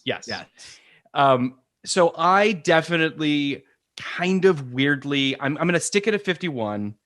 I'm certainly not going up. I don't think this movie deserves to be below 50. It's definitely on a razor's edge of oddity.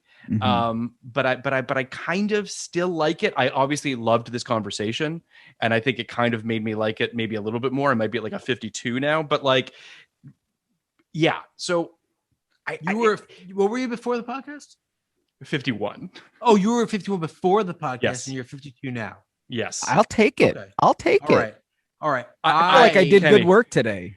Kenny's not going to be as kind, I don't think. No, I am actually. I'm going to be. Oh, really? Maybe even kinder. Oh, wow. I would say. All right. So the difference between me and Phil Yes. is Phil looks at recommendations as someone coming up to him and saying, "Should I watch Yes. Pushing Tin?" Yeah. Whereas I look at recommendations as people saying, "What should I watch tonight?" Yeah.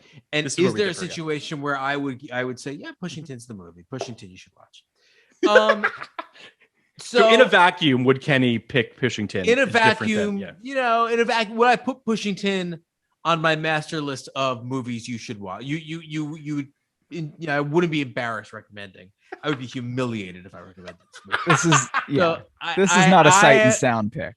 I was at a 31 before this podcast. I am at a 45 now. I think you did great work, Ryan. I think I don't think we spent this podcast mocking the film I agree. as much, so sometimes we have a great time mocking films. Sure. And the number only goes down. But usually when we don't like a film, we usually get real mad about it.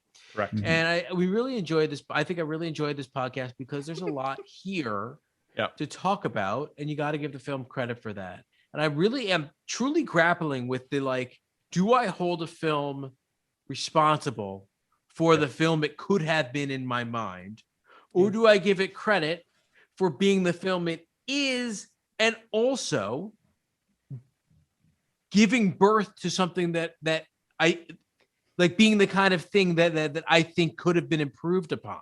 So which I think is like a weirdly valuable thing, right? Absolutely. You can't your imagination can't start to run wild if there is nothing to work with there. So there's plenty here. This is a good film for a podcast, and we had a good podcast about it. Well, and it's a quintessential 19. I mean, I love your podcast because, again, like 1999 is such a it's such a formative year for me. Like, it really is a year that I consumed every movie that came out. It was we talked about that a lot before the podcast. It's a formative year for Ryan Marker, so we should do it. That's why we came up with it. Yeah. And just like kind of consuming the year, like I love the good, the bad, and the ugly of 1999, and they are all great to me in their own weird way. And I love the way that you guys get into these things sort of beyond just sort of the movie. I mean, 1999 is a very big part of all of these movies, and I think it's a very big part of Pushing Tin. I agree. So why I love what would your rating be back in the day? Do you think? Okay. Then before podcast, after podcast.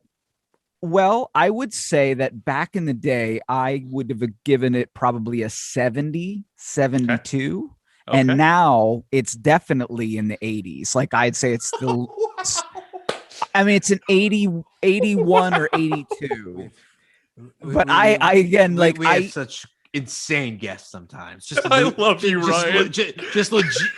Just legitimate lunatics. Well, I watched it the other night. Myself. I watched it the other night, and I was just like, my God, this is such a joyous movie. I felt so happy watching it. And so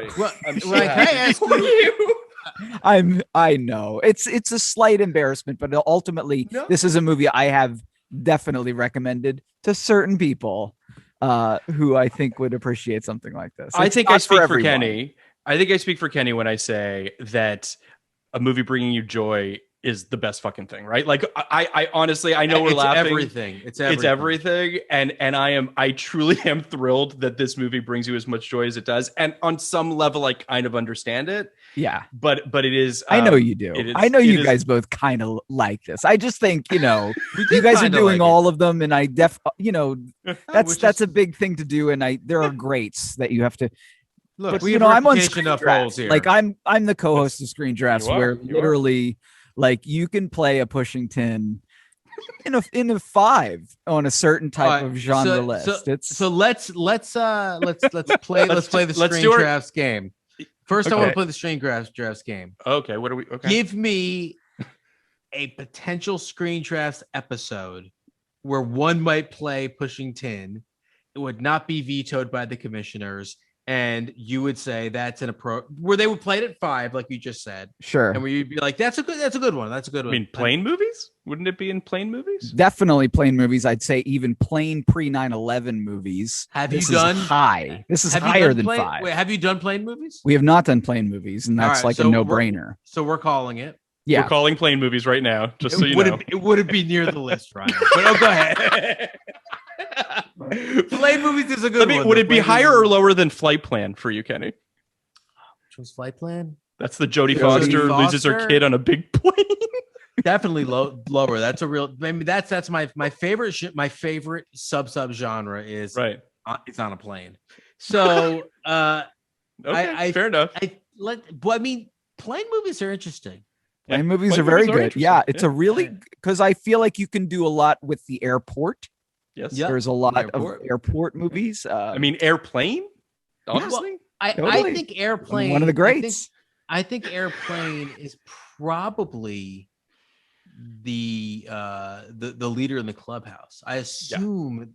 Kenny, you are playing your hand. Yeah, you're playing your hand. No, right I don't really expect Clay to let me on this podcast. Yeah, I don't think Clay's going to let us do a plane podcast. I pitched. I don't see why not. I really threw my hat. I really threw my hat in the ring for dance movies, and I think I'm going to get it. So I went. Oh, that's going to be great. I mean, I'm Canadian. I'm getting the Canada draft only because I was born in Canada. That's the only reason. I mean, Clay didn't know that I'm a dance writer, but I'm a dance writer. I write on. It's gonna sound like a bit now because I've been doing bits all night. I write on the Step Up Show. That is my job. So I'm a dance man. So here's what I'm gonna be, because speaking of Screen Drafts, we're gonna do our top 5 Cate Blanchett movies, and I'm fascinated. I really want to know if Pushing Tin cracks your 5. Oh yeah, because that's an interesting one. Let's do it by Screen Draft rules. So it's the quality of the movie and not the quality of Cate's performance in the movie. Correct. Though I think, Phil, you know this better than most. There is some leeway in terms of like what makes a Cate Blanchett movie. Right. You know what I mean? And there might be the black. There's Swan one on here rule, that might, if you will. Yeah. So we'll figure it out as we go along. But we're gonna start at 5. We're gonna work our way up. We're gonna round robin it. So I'll start at number 5. My number 5 is The Aviator. I don't believe a very good movie that I. What was that, Kenny? I don't believe you. I don't believe that's really your 5. Come on. It is my 5. All right. I believe him. I really like that movie. I think that she's tremendous in it because, again, she is. I'm not a fan of what's up? What? She's incredible in that movie. Yeah, she's great. And the reason the reason that I do really like the film is my number 5, just because she's not in it that much. Anyway, I am not, generally speaking, a fan of the mimicry performance. The performance of, it's just not really my thing. She transcends it somehow. She doesn't really look anything like Katharine Hepburn, and yet she's just, it's a phenomenal performance. She's amazing in it. What's your number 5, Kenny? Thor Ragnarok. I like that you got nice and close to the mic on that. It's the only good Marvel movie made before, the only good non-Spider-Man Marvel movie, I think. And she's great in it. She's fucking awesome. She's so fucking good in it. She's so cool. And that movie is so fucking awesome. Like, and she's so awesome in it. So that's my 5. What's your 5, Ryan? I alluded to it earlier, Phil. It's a movie called Pushing Tin. Yeah, actually. Yeah, I think that her performance in this actually is the best performance in the movie. I agree. And I think, again, it was my first, so I think it kind of holds a special place. And yeah, I think again, like, if you're looking for Cate Blanchett performances, I completely understand the premise of this, but I obviously have love for the full movie, but I particularly love Cate's performance. So that's my number 5, Pushing Tin.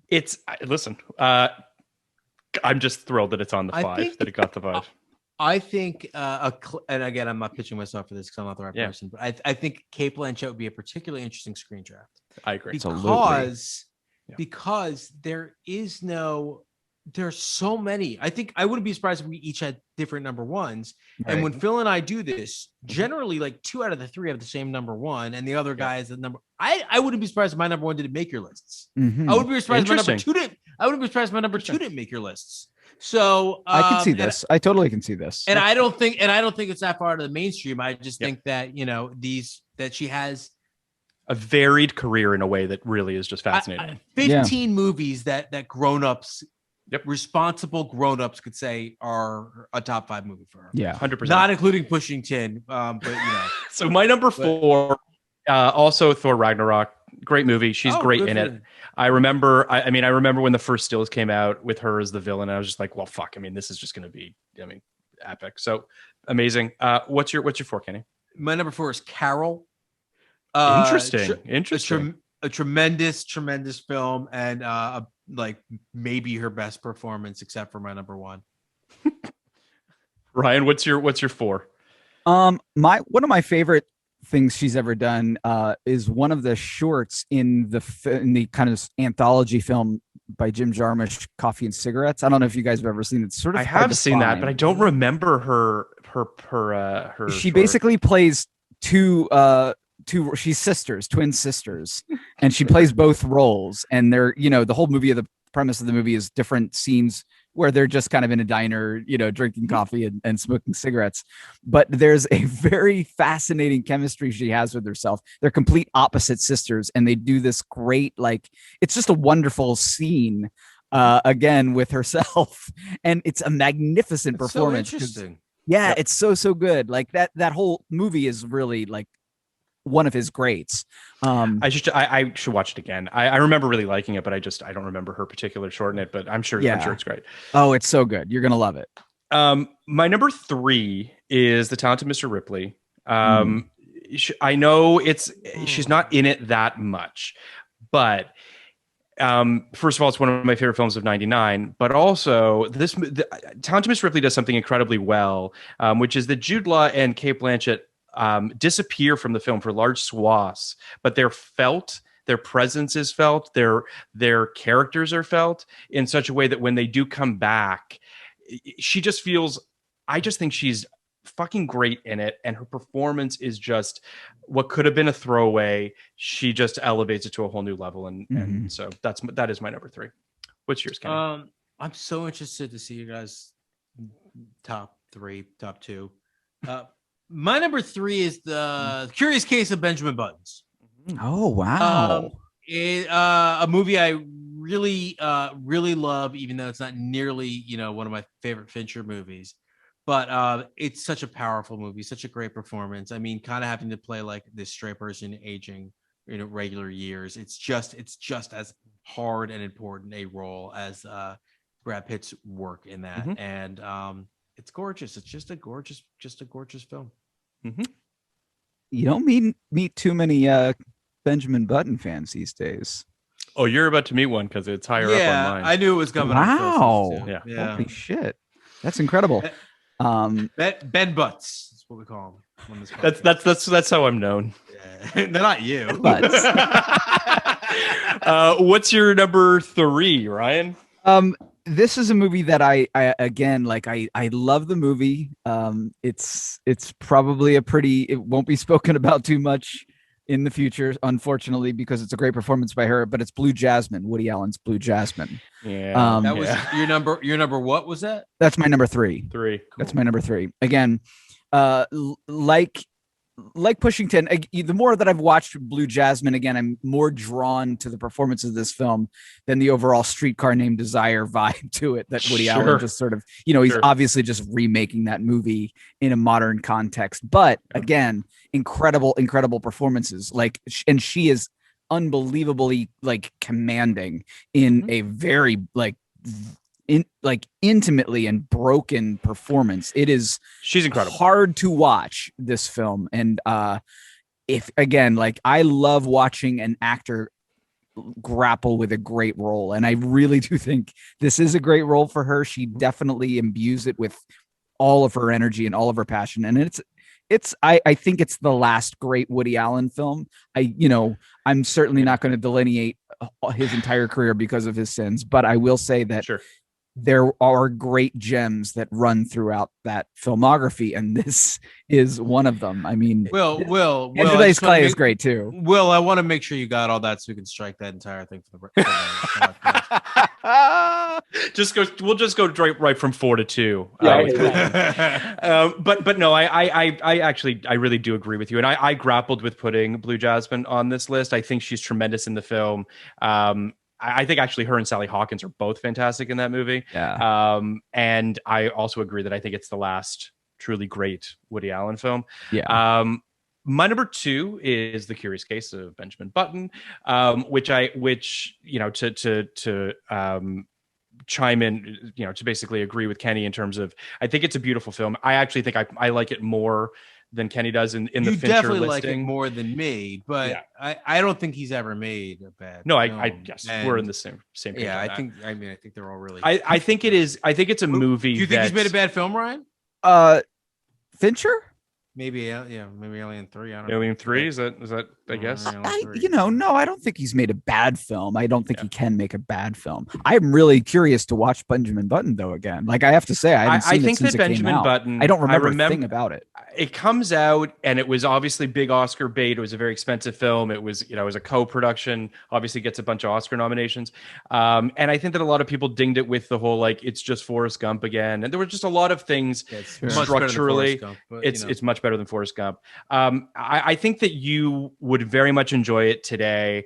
Kenny mentioned something, which is what I love about the film is that their two timelines are essentially they meet up in the middle. I think that Kenny says it beautifully in terms of how Cate Blanchett ages so beautifully and gracefully throughout the film. You really do think that you're watching a person age 50 years or somewhat throughout the course of the film. Yeah, it's amazing. There are movies or there are narratives like this where you're with characters for a long period of time and see them age. And obviously this, uses a little bit of narrative trickery to get there, but it's in Fitzgerald. It's Fitzgerald's original conception. It's there for the taking. And I think Fincher just did such a gorgeous job with such a weird piece of IP. So I agree. Weird source material. Okay. What's your number 2, Kenny? A movie that I guess neither of you are gonna have, but a movie I saw at the Telluride Film Festival and was totally fucking blown away. Actually, I think this is my second film by this director, who I can't remember his name, but I'm Not There, the Bob Dylan movie. Oh, the Todd Haynes movie. Yeah. Second Todd Haynes movie. I guess I didn't realize I was such a Todd Haynes person, but I loved I'm Not There. I loved her performance in I'm Not There. I love Don't Look. It's called Don't Look Back, right? Don't Look Back. Yeah. Which she's basically aping that entire movie, but it's so fucking cool. She's so cool doing it. I think all the fucking vignettes in that movie are awesome. I really do love it, and I don't think that I don't think it's a very good movie. Remembered, even though she was nominated for an Oscar. Yeah, that's interesting. I really I'm going to be doing actually a Bob Dylan draft coming up. Wow. It's going to be one of mine for his 80th birthday. Bob Dylan. So wait, what's the Dylan draft? What's okay, so it's going to be movies he either appeared in, movies that are about him, or documentaries, concert documentaries, so that he's performed in. So not movies that have Dylan. No, because you can get into a lot of like weird movies with that, So it's there's enough. There's literally like 15 or 16 titles. Cool. So it'll be super. We will be bringing up that movie, I'm sure. So what's your number 2, Ryan? My number 2 is Hannah. Joe Wright's Hannah. I don't know. Interesting. I'm so proud of you guys right now. I'm feeling so good about what's happening here. Hannah is fucking incredible. One of my all-time Hannah's a favorite crazy movies. movie. It's so good. Like I've seen it a bunch of times just because every time I watch it, I'm like, man, I discover something new. There's so many great little performances, so many great, Saoirse Ronan is incredible in this. But Cate Blanchett is fucking devious as fuck. She's so good when she plays a villainess. And she's just incredible. I mean, she's terrifying as hell. It's her best mode. Yeah. I agree. I agree. Her other best mode is Notes on a Scandal, like hot mom person. Yes. Like when she's like, I don't think she plays hot nearly enough. Hot mom Like she person. play like modern hot person. Yes. Right. She's obviously always a beautiful person, but like I love it when she just plays hot. Yeah. And she'll never. I wish there was more of that, but Notes on a Scandal is not my number one. Yeah, she's very sexy. I am. So my number one is Carol. I think she's magnificent in that film. I think it's an amazing film. I think that, I think it's interesting that we just said she's great as a villain and she's great as a modern mom sort of. And I think she's both of those things in Carol. Like there's just so It's not much really going modern, on, but it's not modern, but that's what I mean. But yeah. Yeah. I think she's tremendous in the film. I rewatched the film recently and I was floored by it all over again. She's just absolutely magnificent in that film. The one other performance that I did want to highlight almost made it. The movie's not great, but I really enjoyed her in Ocean's 8. She's got some energy in that film that I'm just like, I want more of that. Like whatever movie Cate Blanchett's in, I wish that we all got that movie for the 2 hours that it existed. Right. But yes, Carol's my number one. What's your number one, Kenny? The right answer, Blue Jasmine. The right It's just answer. like it's blue. Like Blue Jasmine is so fucking good. It is such a good fucking movie, and it's maybe the only time I can remember actually sitting there. I'm sorry, Ryan. I was joking, obviously, with you because I knew it was going to be my number one. But it's killing me, Kenny. You're killing me. It was. That's what I do, baby. It was one of the only times I remember sitting in a theater and thinking, particularly for Blue Jasmine is not Elizabeth that just screams Oscar. Right. Yeah. So it's the first time I remember sitting in a theater and thinking this person has to win an Oscar for this role. Right. It's so affecting. And it is a small movie. Like it's a small human-sized film. I really felt for that character. It was very timely in the moment. It's about the wife, like essentially the powerless wife of someone who's losing everything. I also think Andrew Dice Clay is fantastic in that. He is very good in that. Not as good as he is in The Star Is Born. He should have got nominated for that. But like, I just think the movie fucking sings. And of course it's Woody Allen's last good movie. He's only made horrible films since then, but he just, Woody Allen's a tough one, obviously. And like movies like Sweet and Low Down, which we've already done, I'm very comfortable like pretending they don't exist. Like movies that are like movies I would have just kind of ridden for before. But or a movie like Manhattan, which was my favorite Woody Allen movie for most of my life, and now I think like rightfully kind of have to pretend that doesn't exist. But you're like your Annie Halls, your Hannah and your sisters, even Crimes and Misdemeanors, which Phil and I are grappling with whether to do it on our 89 podcast. Ones that aren't like explicitly about how disgusting he is. I think we can still play with that, and unfortunately, there never really is going to be a Woody Allen reappraisal. But if there ever was, this should be in the top 5. It's just one of his finest films. So, and it is a towering performance from her. You know what I mean? It was one of those things where, and you guys might remember that Oscar campaign got a little dicey, and she sort of had to kind of do a little bit of navigating through a minefield of not siding with Woody Allen, just Woody Allen, and everything that encumbered. But the performance was just so great that it somehow rose above all of that, which is a testament to her. What's your number one, Ryan? I'm very curious. My number one is a movie actually Clay Keller recommended to me years ago at the video store called Notes on a Scandal. We spoke about it earlier. Good flick. It's incredible. It's so good. Like a movie pushed on me. I was like, dude, like keep that away. Like the title kind of bugged me. Like Notes on a Scandal. It just didn't sound great. The cover was sort of like, I don't know. I like that movie a lot. It was like Ragnarok was like my funny pick, but that was on my list before. It's so great. I mean, like she holds her own. It is a true like battle of great actors just throwing. I love movies too about like strange circumstances where, you know, a person's life is just thrown completely off because of one weird little incident. And this movie kind of pits these two people against each other, and Judi Dench is fucking nails it. Like just the scene of her smoking a cigarette, like laying in the tub, you know, just like dreaming of her revenge on Cate Blanchett. It's disturbing as fuck. Night. It's so good. It's so good. It's like tight 90 minutes. It's a great movie. It's a great movie. I'm so proud of you guys for not picking. This was a great list. Honestly, I think we did. Ryan, do you like Lord of the Rings? Yeah, I like Lord of the Rings, but I'm never going to call any of those things great performances. Honestly, it's just not my thing, you know. Well, yeah, I mean, they're fun movies, and I've watched them a few times. You know, I'm a big Lord of the Rings fan. Yep, absolutely. But she's barely in them. You know, that was my thing came, and I know I have two movies where she's a supporting character, but she has two scenes in Lord of the Rings, or at least in Fellowship. So next week, I'm very curious if you've seen the movie that we're covering next week, Ryan. We're covering The Minus Man next week. What a flick. Have you seen The Minus Man, Ryan? Oh yeah, what a fucking wild movie this is that Ryan. movie is. This is why we love you. I was rolling the dice. I was like, okay, I think we're gonna throw it a Minus Man. I don't know if Ryan's seen it. So Hampton Fancher's The Minus Man, with a stacked cast of Owen Wilson, Janeane Garofalo, Brian Cox, Mercedes Ruehl, Dwight Yoakam, Dennis Haysbert, Sheryl Crow.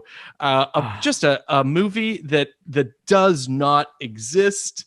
Kenny is editing his own version, The Plus Man, because he believes there's a much better movie to be made. I think The Minus Man, as long as I can get the raw footage. I think the Minus Soderbergh thing. I think The Minus Man could be turned into The Plus Man and could be an excellent movie with one very small change. And it's actually not dissimilar to this movie. Yeah. It's to, you know, pushing tin. It's the very small change all has to do with perspective. Okay. And Owen Wilson's grasp of reality.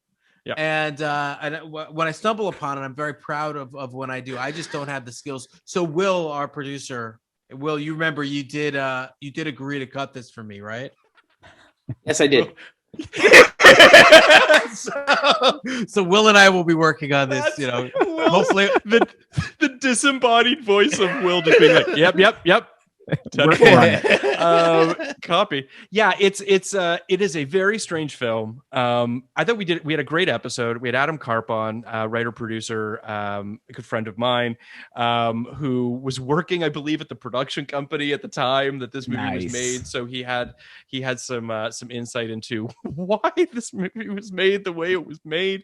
Is this an artisan movie? I think it's an artisan movie. Yeah. Oh yeah, it's artisan. It's a strange film. Got a great conversation. Can't wait to see Kenny's cut. It's going to be great. Yeah, that sounds great. But yeah, so next week, what are your thoughts on The Minus Man, Ryan? Just quickly, as to, did you like it? I always remember liked anything it. about it? I liked it a lot. I like Owen Wilson. I think he gives it a great performance. Yeah, the movie's it's a pretty, and I like Hampton Fancher. I think he's a fascinating writer. I think it's an odd movie. Don't get me wrong, but like, I mean, his name's Hampton Fancher. It's hard not to like a man named Hampton Fancher. I mean, it's his only thing, and it's kind of in its own way. And writing Blade Runner, but yes, of course. But you know, directing like a film. I mean, it's kind of a well-directed film. And Kenny did mention this on the episode. It needs to be said that Fancher was born to a Mexican-Danish mother and an American father, a physician in East Los Angeles. At 15, he ran away to Spain to become a flamenco dancer and renamed himself Mario Montejo. Amazing. Yeah. Amazing. He's great. Hampton Fancher's He's lived. a great man. He's a great man. It was either recut it as The Plus Man or try to get the rights to like do a TV movie of The Plus Man. A remake. I mean, I got to do something with this. Like I think this is. Yeah, we keep dancing around what's going to be Phil and I's big project. What's going to be a big piece of IP out of this? I think we're going to do it. It's going to be the Minus Man turned into The Plus Man. Ryan, thank you so much for being here. Guys, thank you so thank much you. for coming on and talking Pushing Tin. We hope that you'll come back. Will you? Such a blast. I'm going to send you the 1989 movies that we're covering because I think that there might be some in there that you might want to dig into. Another big year for me. Another big year for you, but we'd love to have you back. And truly, like, you know, Kenny and I, huge fans of everything you guys do on Screendrafts. And Kenny and I can't wait to come back on and give you another masterclass in screen drafting. Yeah, I kind of feel like I want to take both of you guys on at a different time. That'd be whatever you want, brother. Okay. Whatever. I can't wait to ambush you on the at the Arrow on Lawrence of Arabia night. Please, of course, please. I can't wait to meet. One of the great things I like about Screendrafts is meeting all of these various people every week, and like when I finally see them live at the Arrow, it's going to be so surreal and so exciting. I'm really looking forward to it. So yeah, free popcorn for you guys. We'll get you great seats. Thank you. Thank you. Phil, so much. you've done Lawrence of Arabia for your AFI thing? Right? We have done it. We didn't. I have never seen it in the theater though. Oh, guys, that's the way to do it. It's like got the intermission and the entr'acte, and it's so great. All that the bells and whistles of old time cinema. It's wonderful. The one. It's the movie. Let's do it. Let's do it. Right.